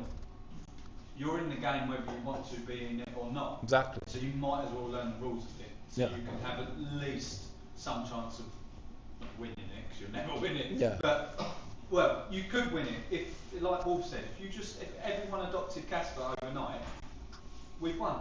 Yeah. Yeah. That's all it takes. But that's like how you were saying we need to educate people. To a point we don't, right? We're educated because we care enough, and there will be people that watch the stuff that you guys put out, and they will be educated and they will realise what it is and get in early and capitalise on it. But for everyone else, the price will be the signal. Mm-hmm. They will look like you were saying earlier, right? That people only care when the price goes up. We know that it's not just likely that the price goes up, but actually inevitable. Because as soon as there's demand and the supply doesn't increase to match the demand like every other asset, including fiat, then the price goes up. And then people see that the price went up, and even Carol eventually, right? We love Carol. Eventually goes, so grandson. Carol, yeah, I think her name's changing over the course of the conversation. Even she'll be like, so grandson, tell me about this Kaspa thing, and it'll be $100 trillion or whatever as an asset. Yeah. But at some point, people will see the price as a signal and use that to do the research and get in. And eventually, you won't even have to do the research. Yeah. Like gold used to be, right? You didn't have to research gold and understand that it's got a stock to flow ratio of 60, and then right that it's like mines produce it at a slow rate compared to existing stock and blah blah blah. It was just money. Yeah. And it'll get to that point, I think. So you can't forget as well that if you think about it, if we go to a TradFi perspective, how much of the population of the global population are invested into stuff like stocks? Crypto is tiny. Stocks, even stocks. I haven't got a percentage on you, but I can imagine it's probably less than 20, less than 30. So even if crypto gets adopted, what's to stop Carol down the road from actually investing into crypto? Because fundamentally speaking, people don't know and or even care, or even just are simply ignorant to that aspect. They're living their day-to-day life, they're getting their paycheck from the job, they're just trying to survive or just live a life based on whatever it is they were sold or believed. They don't understand or know of the risk to reward that comes with investments, that comes with stuff like stock. If the majority of the world don't even know regards to investing in stocks, and crypto is smaller, even once crypto blows up in the area and the way that it seems to be inevitable, they're not going to necessarily invest into crypto. So the only thing and that's when the shadow adoption of crypto happens from all the TradFi sectors where banks are adopting it. People are going to be using crypto without even knowing it. That's the same answer or the same future I perceive for Kaspa. People could end up utilizing the blockchain architecture, the DAG9, without even realizing they're on the protocol. Yeah. So Jay, do you see a world where hold up. Oh, it's only a short question anyway. You're going to be back here in a sec. Yeah, go on. Do you see a world where Kaspa isn't widely used as money? It's basically a hidden, backbone infrastructure rather than just money. It sounds like that. No. It's. I think there is a future of such, but I think it's possible, because I think Kaspa has, with its architecture, it has one thing that most infrastructures don't have, which is pretty much infinite flexibility. So it can be perceived as money as well, most definitely, and that's kind of what its original purpose was to be.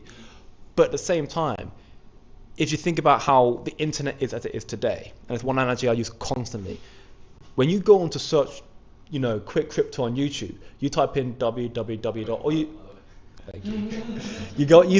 in www.quickcrypto.com.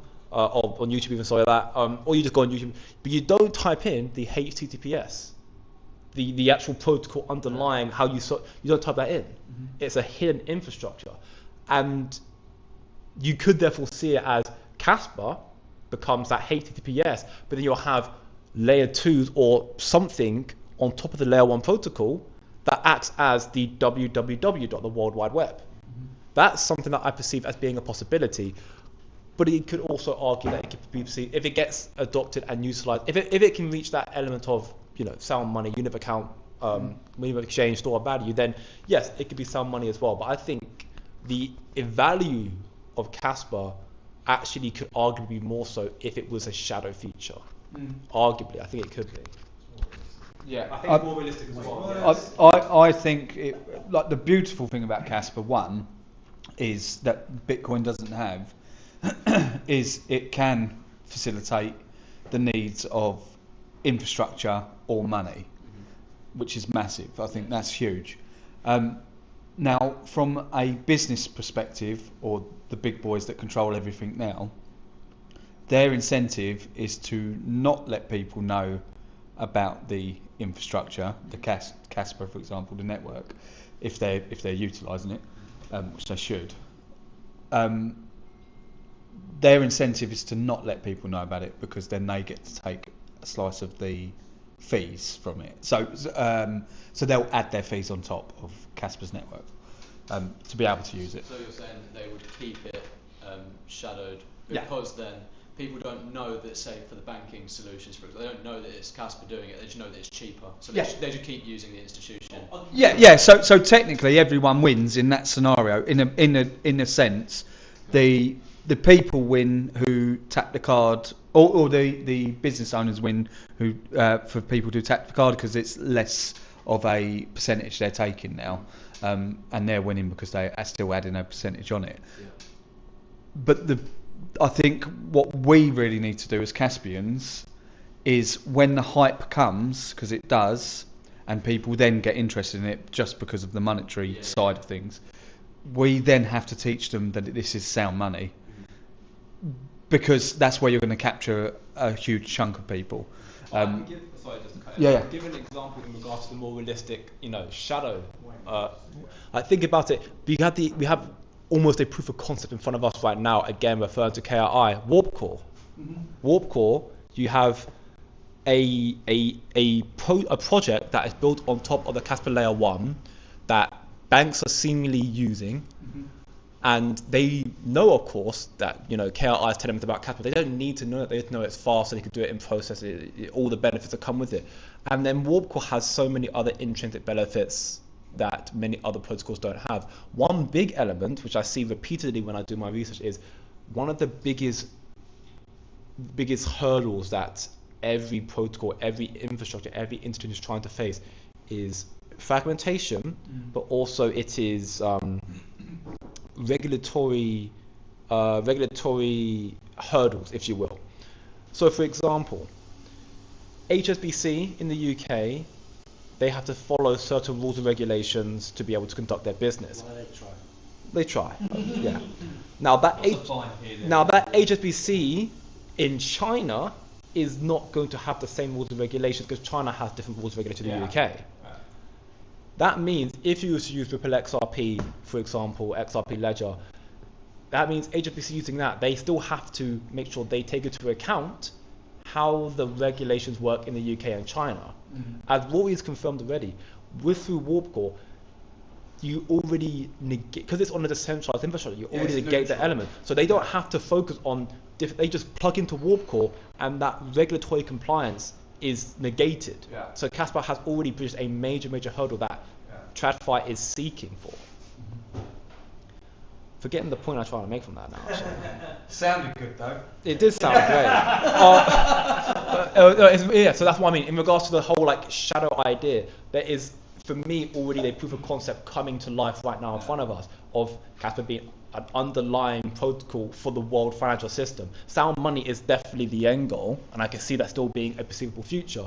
But in the current here and now, what's going to, I think, matter much more so, and what's going to also help in its adoption, and what is a lot more realistic, is a shadow protocol. And I think that's the first step. And then once that demand comes through, as you're talking about, then us as content creators, we push that. Captain, more than that, it's sound money. Again, I do think I want people to take responsibility and to be sound money advocates and be sovereign, and you probably do as well. But I don't think it's for everyone, because when you start getting into that territory of sound money and being self-sovereign, there's a trade-off, and the trade-off from a decentralised system to a centralised system is massive responsibility, and there's some people that just don't want the responsibility.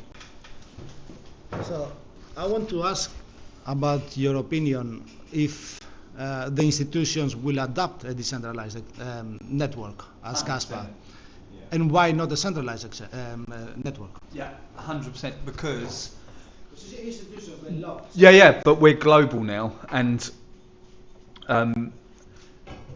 if you look at the energy market, for example, China and America, they have to settle in a petrodollar, for example.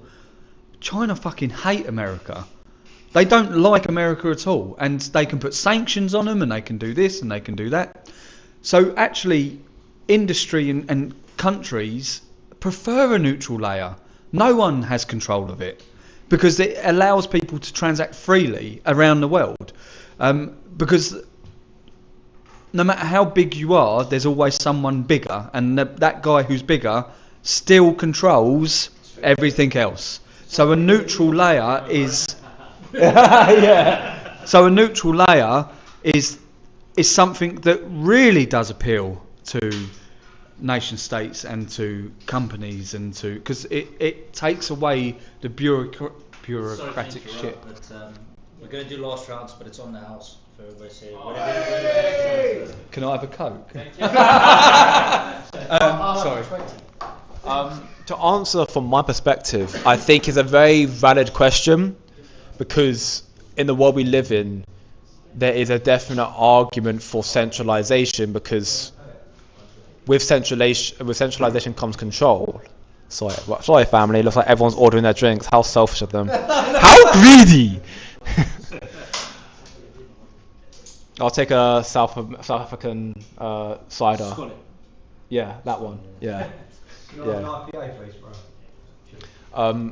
So I think there's a valid argument to be made regarding why they would choose Kaspa decentralization over centralized Solana, Ethereum, whatever it may be, or protocols that claim decentralization when they've got a centralized entity backing them, which is just not decentralized.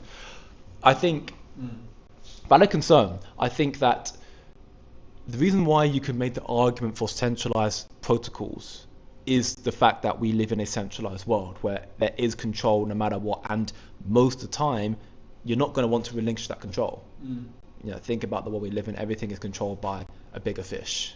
You know, wherever you go, you go from, you know, one to the next and next, you know, it's owned by BlackRock, you know, at the very, very top. So there's always a bigger fish. So centralized if there's a way that these TradFi companies that control the world can regain or manage to take control of a protocol, they can end up pushing it. That's one thing I think you're seeing a lot with Canton Network right now.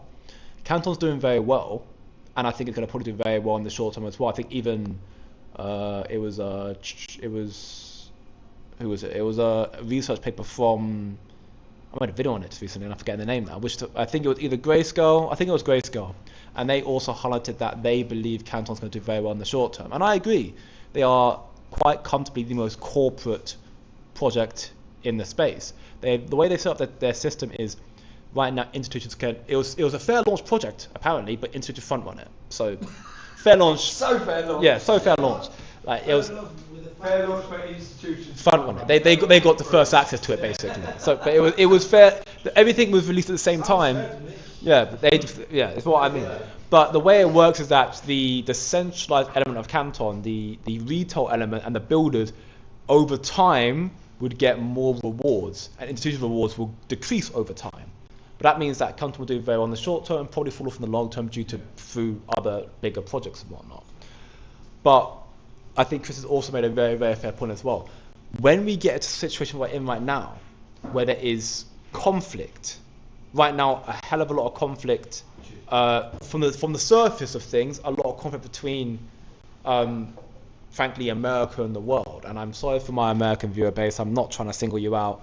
This is from my perspective of being in the UK, and you could argue my propaganda. Yeah. But right now there's a massive, divide between, and a lot of countries don't want to be denominated in the dollar, whatever it may be. Yeah. So in that instance, therefore, then you're like, if you had something that was completely fair and accessible to everybody, decentralized, then that completely negates that potential concern. Yeah, that's the stag hunt thing that raised. That is what a stag hunt is, right? It's a bunch of self-interested, centralized institutions which basically are just only looking out for themselves, as they do, but who would mutually benefit from being able to interact with one another, and they just need a means to do that. And like you mentioned there, Ethereum, Solana, they're centralized in that they've got organizations behind them and stuff. You don't fix the centralization, you just shift it to them. So if all of these self-interested institutions for some reason decided that Ethereum was the answer, they'd essentially just be shifting the control to the Ethereum Foundation, whoever is behind Ethereum, Vitalik and his slight frame, let's say. Right, so absolutely. So, and this is coming back to the point about the speed and then why Kaspa would be adopted. So you need a trustless layer to be able to facilitate that interaction. We know that centralized institutions want to work with each other because they will mutually benefit. They just need the means to do that, right? Yeah. So, and then why Kaspa? Well, cheapest, fastest, most secure, least manipulatable. Yeah, that's the point that I was going to make as well, actually. As you're seeing it right now, most of the adoption is coming through with Yeah, it is. Okay. Most of the adoption that's coming through right now. Thank you. Right now, most of the TradFi adoption coming to blockchain right now is going through Ethereum, and the reason why is because it's the longest, one of the biggest ecosystem. It's got the battle-tested element to it, but also it's the most interoperable, where everything can be on Ethereum and then migrate to where it needs to be in the future. As a business, as a company, and we're seeing this right now with the growth of AI, their sole focus every single time is where can we make profit? Where can we cut costs to then make more profit? That's pretty much the sole focus of any or frankly any business for the most part. No, I just want to go fishing. Well, that's and drink beer. Okay. Drink beer and go fishing. Okay, Wolfy's the exception. But every business wants to save, cut costs, and make money. They may go on Ethereum, but when you compare Ethereum and the element of speed, costs, and you compare it to, so Solana already beats it in that element, and Kaspa beats in that element. But then you also got to consider another big element, which is reliability. Since Kaspa's inception, there's been no downtime. To my knowledge, there's not a single project that can claim that. That is something that is. So what's the catalyst to twist the market? Because right now, the market is looking at Solana. It's looking at it's time. It's using all these other, blockchains. Yeah. The answer is time, because the infrastructure is being built. We've seen that. Jonathan Topolinsky, the Cordairs, Microsoft, and they're all building Takota. They're building out Dagnite. All these things are coming through. We've been told, with hopeful wishing, that 100 per second will be coming in 2027. Yeah. That's not a small feat. That's huge. MVP of VPOC will be coming out in the next few months or next month, and the full version will be coming out hopefully for the end of this year. Those are game-changing developments. What really we need more than anything is just time. Solana's going to get adopted. It's battle-tested. It's been here for years. Ethereum even longer. They're being utilized, and they're also perceived as the easier projects to build on because they have the history and the backing and the doc and everything there for it, and they're battle-tested.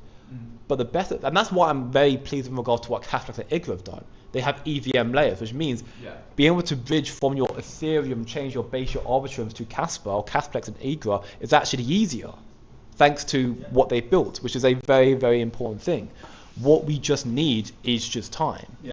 It's the same code, they just need to change the network connection, the network identity, whatever. What do you mean? No, I mean the Solidity developer from EVM. Yes. They just need to change only the network. Yeah. Because all the rest of the code is the same. Yeah, exactly. Yeah. It's for me. This is what I heard from. I think it was from Ezio Dev. Apparently, he said, or someone has said that the Kaspa thing that happened recently. Apparently, there was a lot of good feedback about how very easy it was to actually build on there, which is already a great thing. You've got Silverscope coming out, making things easier as well. So when it comes to developments and infrastructure and what's coming out, I have no concern with regard to Kaspa. No. Even adoption, I have no concern. Truth be told, I think it could take longer than we expect. I mean, we've been doing it for a long time, anyways. But I think it's just literally time. It's patience. Is all it comes down to. Just need for the layer 1, the VPROX, because for me it's still a little bit of grey zone, grey area. That I haven't fully understand what VPROX, how VPROX will work. So. Oh goodness. I pretty much wrote the paper. There you read the back of that. He's had a beer. Come on. What's the time? Oh, it's 10 o'clock. Is it really? Yeah. Oh, blimey. All right, we'll have to wrap this up quick. But for your point, for the Solana thing, and yeah, I totally agree. And yes, they are getting a lot of adoption, and it's good for Solana and everything else. One, we're at globally a tiny percentage of the population are in crypto, but with Solana, would institutions trust billions, trillions being locked on their network? They will until it fails. Yes. And that's already failed. But look, all right. What you got to remember is that you don't just pick as Solana or just identify one. But when you look at all these chains and they're being quoted in kind of like papers, in TradFi papers and all these other papers, all right, they are going to adopt them. All right, they are going to take them on. All right, and it's kind of like I suppose Kaspa's going to have to sit back and just go and wait for the failure, or all right, the gigawatts. All right, the warp core are going to be ones that do the changing because they do it by stealth. All right. So yeah, I agree. Like Solana's a good network. Like I know it's good for what it does, but well, it has had a history of going down, but fairly recently it's been fine. It's not gone down, and again. When we say decentralisation, it is a scale. It's a sliding scale. It's a spectrum of decentralisation. Solana is still technically decentralised, but it's not as decentralised, or couldn't be as decentralised as Kaspa, as Bitcoin, because it doesn't have the ability to do that. The hardware requirements to run a validator are so massive that you have to be a big boy to be able to do it. So that may appeal to bankers, but then we get into the same argument that you had of the centralisation v decentralisation aspect of things. So some big banks and whatever may choose to run on Solana because they can run validators, but it's not as decentralised as it's not a neutral layer, to be fair. Like Solana's not a neutral layer. Bitcoin's a neutral layer, and Kaspa's a neutral layer. I don't think there's anything else out there that is a neutral, like a purely neutral layer. And it would take someone from quite. I'd be interested. I'd be interested to get you from a TradFi point of view. All right, someone who works in TradFi, about how they see decentralisation, because the problem with decentralisation, all right, is right. Who do the bank go to when something fails? Who do they point at? They want someone to point at, all right, don't they? Or do they? Well, they want someone to blame, all right. And when you're decentralised, 100%. you've got no one to blame. No, you're right. Do they want to make money more than they want to? Wow, maybe that's a better question. Yes, that's a good question. you guys asking this at the very end of the night after a couple of beers, but okay. Just down it, No. You said you weren't in banking, don't. I have, I'm afraid. So one of the core things, if you transfer money from one point to another point in the world, most people think that when you transfer money, that it's immediate. You know, you move money from London to South Africa, it's immediate, you see it in the account. The reality of it is one, there's agreements between those two entities, but the money, actual money that moves, goes through 13 on average hops between companies to get there, and it takes about 4 days to do this. Now, every one of those hops, there's profit and money being made, and there's this whole structure in regards to it.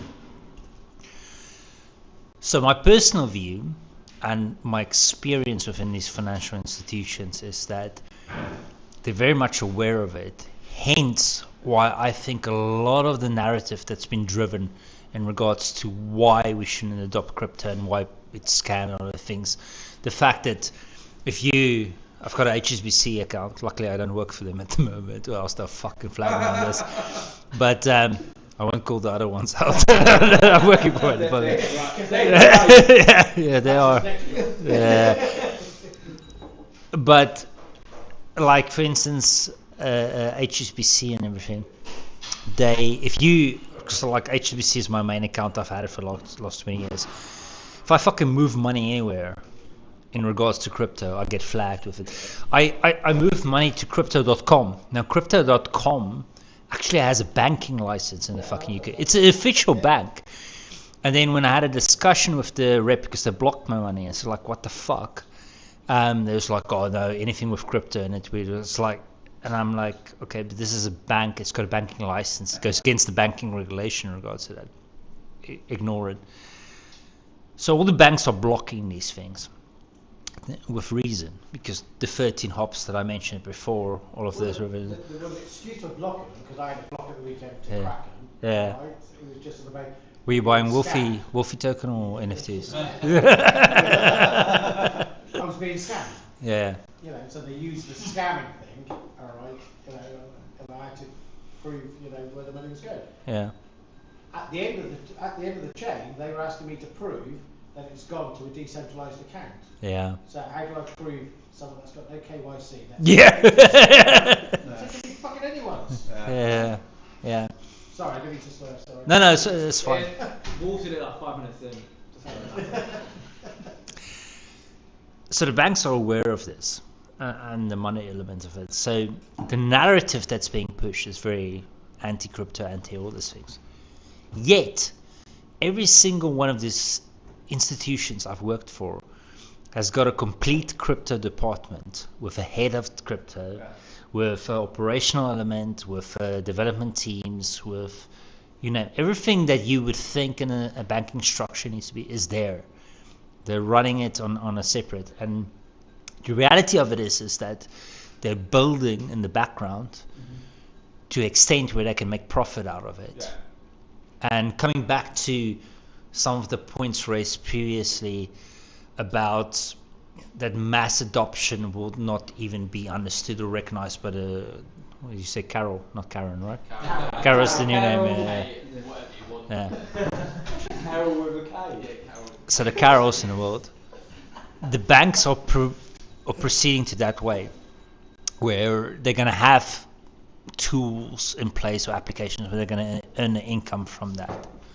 Now, then you've got the further argument where you were talking about peer-to-peer and that you want the less centralized system and more decentralized. Now, even though me and Chris have got agreement on most things and the things, my view of decentralized is even more extreme than Chris's. Like, I want full fucking anarchy, walking around and protecting my family on my own, just with my sure will. Only because that's all right. Only because it's fucking. Yeah, but that's my view about true freedom in that context. But but in context of that, also,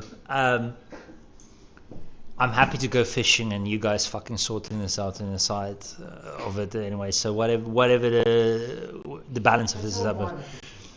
That's why he's in Kaspa. He just wants to get that fishing. One day you'll get it.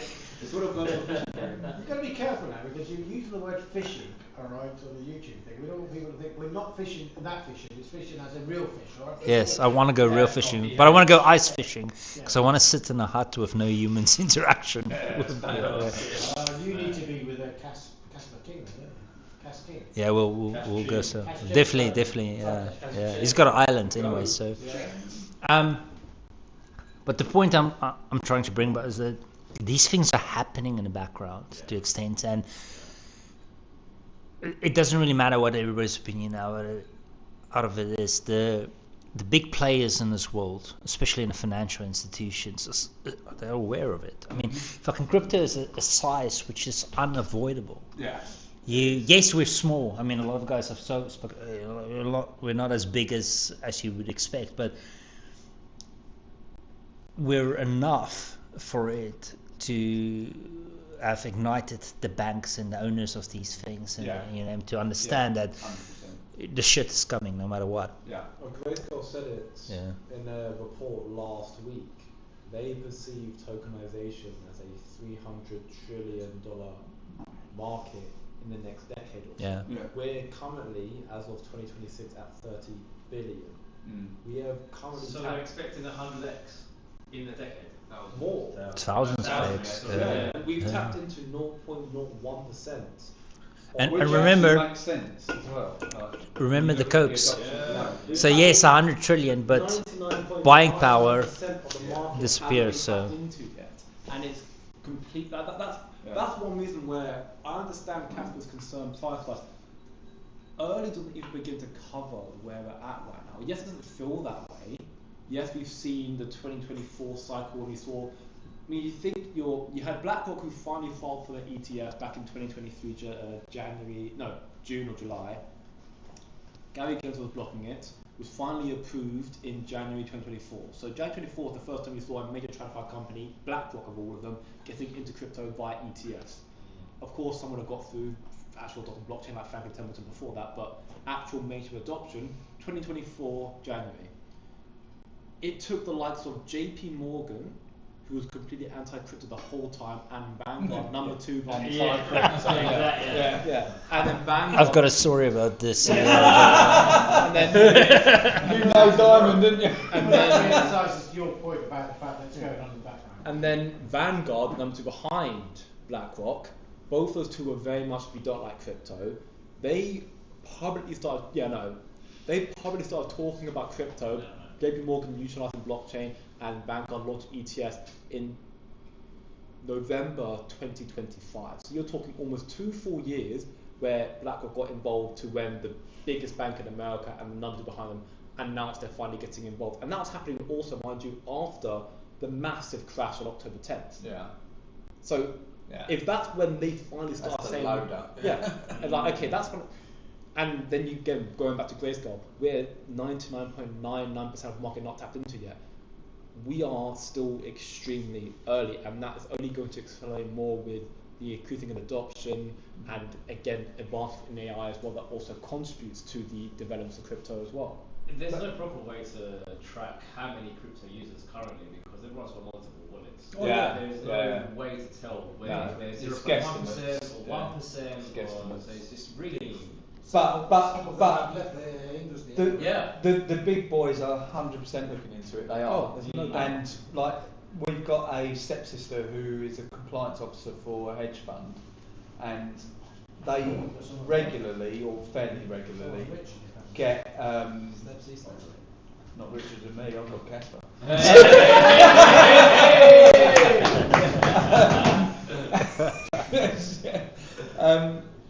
They regularly, as a firm, they regularly or fairly regularly get Bank of England representatives coming in to talk about, and they have no fucking clue what they're talking about either. But they've got someone to talk about.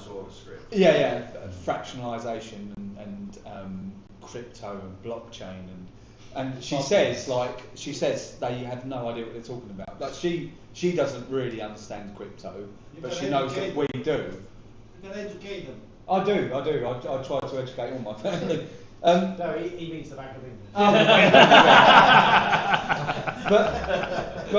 But the point is, they're sending resources. They've got enough resources out there to send people who don't know what they're talking about to talk about blockchain technology, because it's getting adopted. Like it is. It's disruptive. And they understand that if they don't get ahead of the curve, and they need to get ahead of the curve because, okay, there's only a small percentage of the global population that are in crypto, but it is growing. If they don't get ahead of the curve, they're going to fall behind. Like any business, when something's disruptive in business, you have to adapt. If you don't adapt... Well, it's game theory, right? Like, exactly. In the Bitcoin standard, this is what Safety Amherst talks about. Obviously, he's applying it to Bitcoin and saying, okay, like the first nation state to adopt Bitcoin will signal to the rest, and that is, for him, that would be El Salvador's adopted Bitcoin, therefore everyone else is. And obviously, Bitcoin's got the nail in the coffin that it doesn't scale, which is quite a big issue, which will probably stop that game theory from playing out. You're not a fan of Bitcoin? No, I don't know. I don't know why you think that. But yeah, I've completely lost my train of thought, so feel free to carry on. But no, so it's the game theory, where were we? Yeah, so the institutions, so their game theory is basically if one of them adopts it, then the rest have to, otherwise they die, right? So the first to adopt and come out that they've adopted is the one that signals to the rest of the market that the thing's succeeding. And I see it a bit like the reverse of the central banking game theory. There's a great story about, so Napoleon, right? I'm going to get the details wrong, but the gist of it is that... the gist of it... well, you weren't there, Paul. I don't think. So the gist of it is that he's fighting the English and he's fighting the Germans, and both of... He's fighting the English, he's fighting the Germans, and they've both got central banks and he hasn't. So the English can basically just finance the war for as long as they want. I think it was the Germans, might not be, but they're involved in most wars, so let's just assume they were. It might have been the... It might have been... Please tell me this is still being live streamed. No, nicht war. I'm just getting you guys cancelled, basically. You know me, you're my channel. I'm getting you cancelled, Jay. So basically Napoleon, he had hard assets. He actually owned the state of Louisiana at the time, and he was trying to fight the English who had a central bank and they can finance the war, blah, blah, blah. Anyway, so he sells Louisiana to finance his army, and he still loses. And so the English and the central banking elite come into France and go, right, we know what you need. A central bank, right? So that was the game theory of how central banking works. Once one country has it and they have access to cheap debt that can sacrifice the future to gain land now, then everyone has to do it. And I see that as the same with, Bitcoin until the scaling issue. But Kaspa doesn't have the scaling issue. It is unlimited. And we're talking about crypto more broadly in terms of like institutions are looking at crypto. Well, it's going to be the same thing for Kaspa in terms of like, one adopts it, one business adopts it, and then a few more do, and then one nation state adopts it, and then a few more do, and before you know it, we're on a Kaspa standard. I think it ended up more of a niche sense as well. And we're seeing this happening in real time anyway, in more niche sense where, yes, you have the institutional element, but crypto can also help massively in regions that don't have access to banking or money, like areas in Africa, for example, or parts in Asia. They can't get access to this stuff at all. And some countries don't even like banks. Like India. No. India hate fucking banks. Most of Africa doesn't run. Well, the whole town of South Africa. We also documented the whole town of South Africa. They just run off Bitcoin. But in the instance in that, that's one. That's one big benefit in itself. And also think about it in the element of if everything is, let's just say, in the next 20 years, whatever, blockchain is adopted and everything's still denominated in dollars, so USD stable coins. If you are based in a third world area in Africa or whatever, and you have access to this blockchain stuff and you're working through the internet with a company, you're getting paid in dollars. The cost of what you're getting paid on to the region you're in. I mean, they might pay you, they might underpay you because they can do so because you're probably in Africa and not getting paid in American wages, but you'll be able to have a much stronger cost of living because you're getting paid in a higher salary wage. It's like you were saying. No, like two of my staff is in Nigeria. Yeah, two of Wolfy's staff in Nigeria. I paid them it's the approximate of like £250 a month. Yeah. But £250 a month is more than the average salary in Yeah, Nigeria. exactly. So That's what I mean. So in that do instance, they well, produce as good of work as anyone else would? No one does. but that's the premise as well. So you have an instance where you could see, like, for example, JP Morgan, let's say they're all on blockchain, whatever, and you have some really bright individual who's living out in somewhere in Ethiopia who actually JP Morgan scouted him, think he's very, very good. They're paying him equivalent of $1,000 a month, which is them nothing, pocket change. Yeah. And if it's in America, you'd be paying them a lot more. So, but $1,000 for someone in Ethiopia, putting him like a king. And I apologize if I offended anyone in Ethiopia. I'm just using random metrics, probably more than that. I hope more than that. But I mean, it's like I've lived in both worlds. Yeah. And having the ability to look after your family, irrelevant of the value of it is in a world context, is something that you can't equate to people. Mm. So for individuals in these areas, this is everything. Yeah. They can actually look after their family, feed them, all of those things at a high standard. Yeah. So it's the whole moral argument of it's nonsense anyway. Yeah. So yeah. Can I ask a question? Yeah. Nah. Thank you. What do you guys think about Kaspa being almost like a currency for AI agents? You know,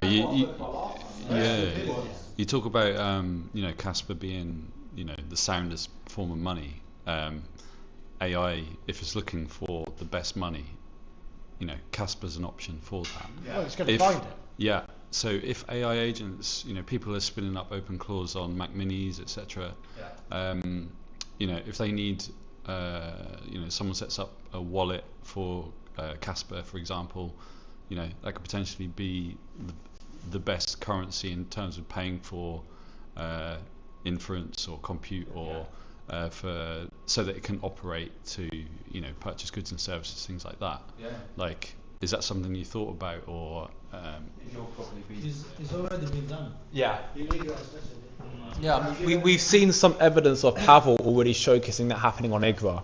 And I did kind of touch on this last time as well, and we spoke about it even a little bit earlier today.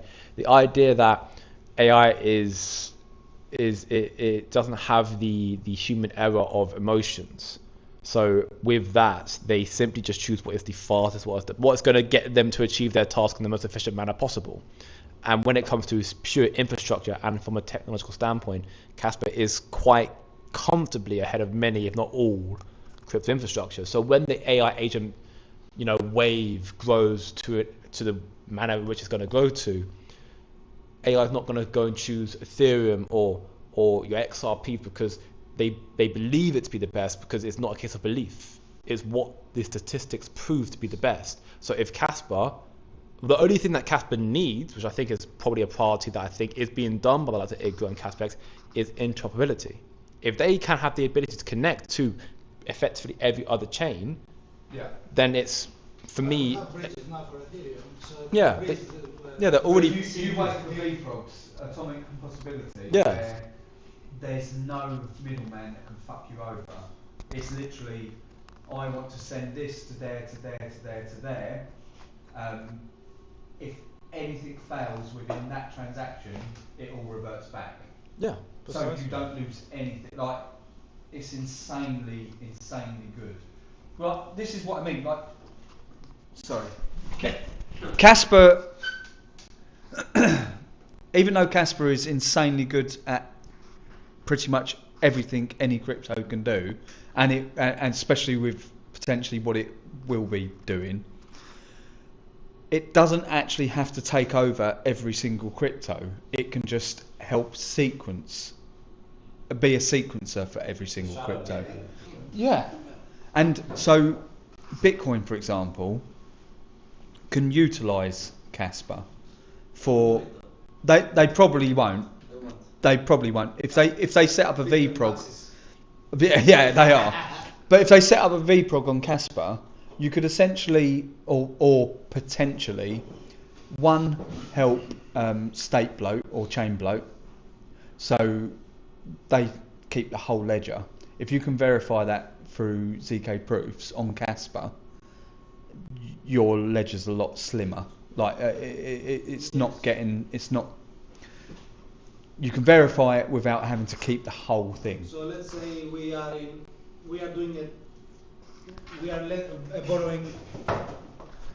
borrowing from Aave. Yeah. That transaction will go through Kaspa, you mean?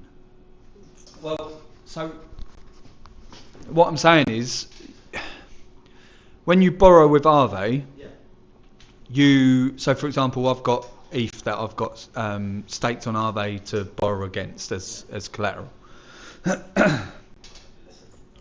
Each stage of that takes a transaction, and at any time that transaction could fail and I get fucked over, potentially. Like it probably, the probability of it happening won't happen, but it could.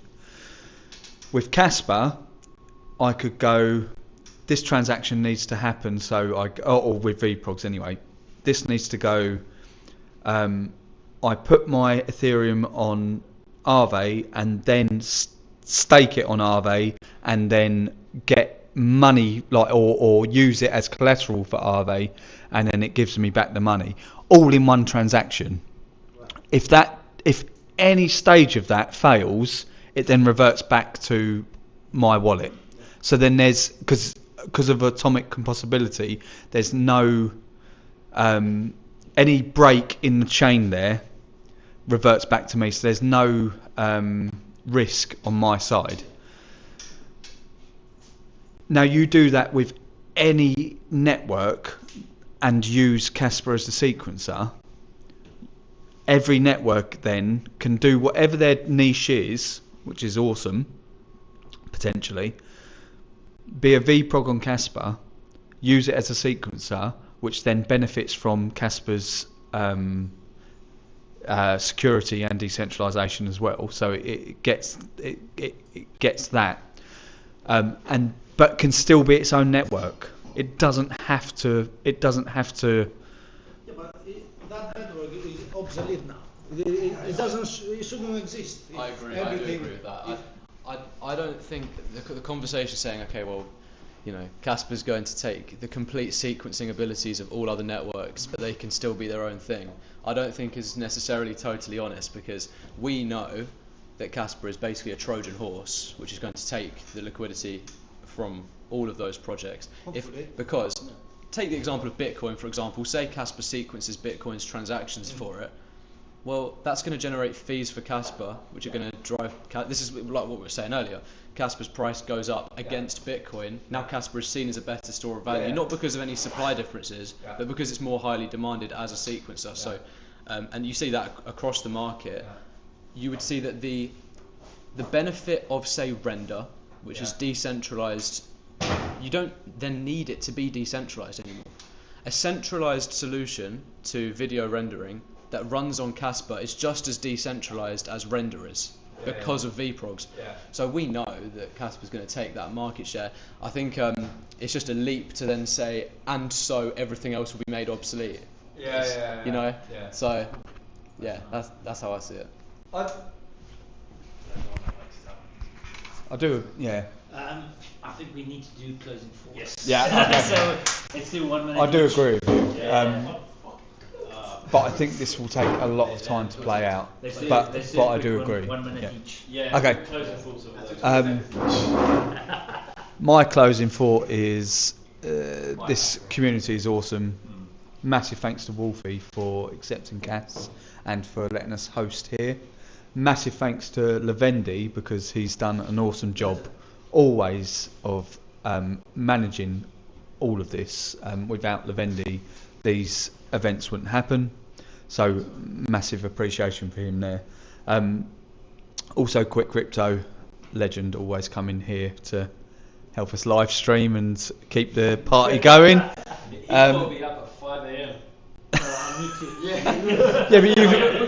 But you've had a good time, yeah. And a massive thanks to everyone who's come here. Yeah. Really appreciate you. Anyway, that's my fault. I know. Thanks, Chris. A pleasure, man. Yeah. So, how old are you? 26. 26, and you're? 20. So my closing thought is the human element of it, and it's just so impressive and refreshing to see guys of your age grasping fundamentals that's so needed for our society to move forward. So that's the thing I take away from tonight, no matter what all the other bullshit we were talking. Glad you guys are here and pushing this forward. Very impressed. If I knew what these guys knew at 20 and 26, I would be... I still don't. I just leap. I would be in construction, that's for sure. Thank you. That's it. Well, there you have it, family. That was part 2 of our blockchain banter, industry adoption.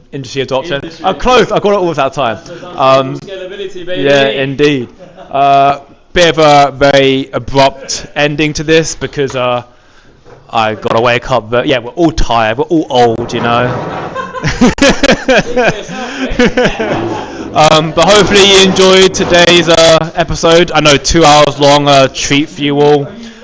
You know what to do, family. If you enjoy, leave a like, share your friends, subscribe for more. Check out all of their socials. They are on Twitter. I probably follow a lot of them anyway, so you can check it out there. I'll be streaming tomorrow most likely, so stay tuned for that. And thank you for tuning in. Appreciate you as indeed. always.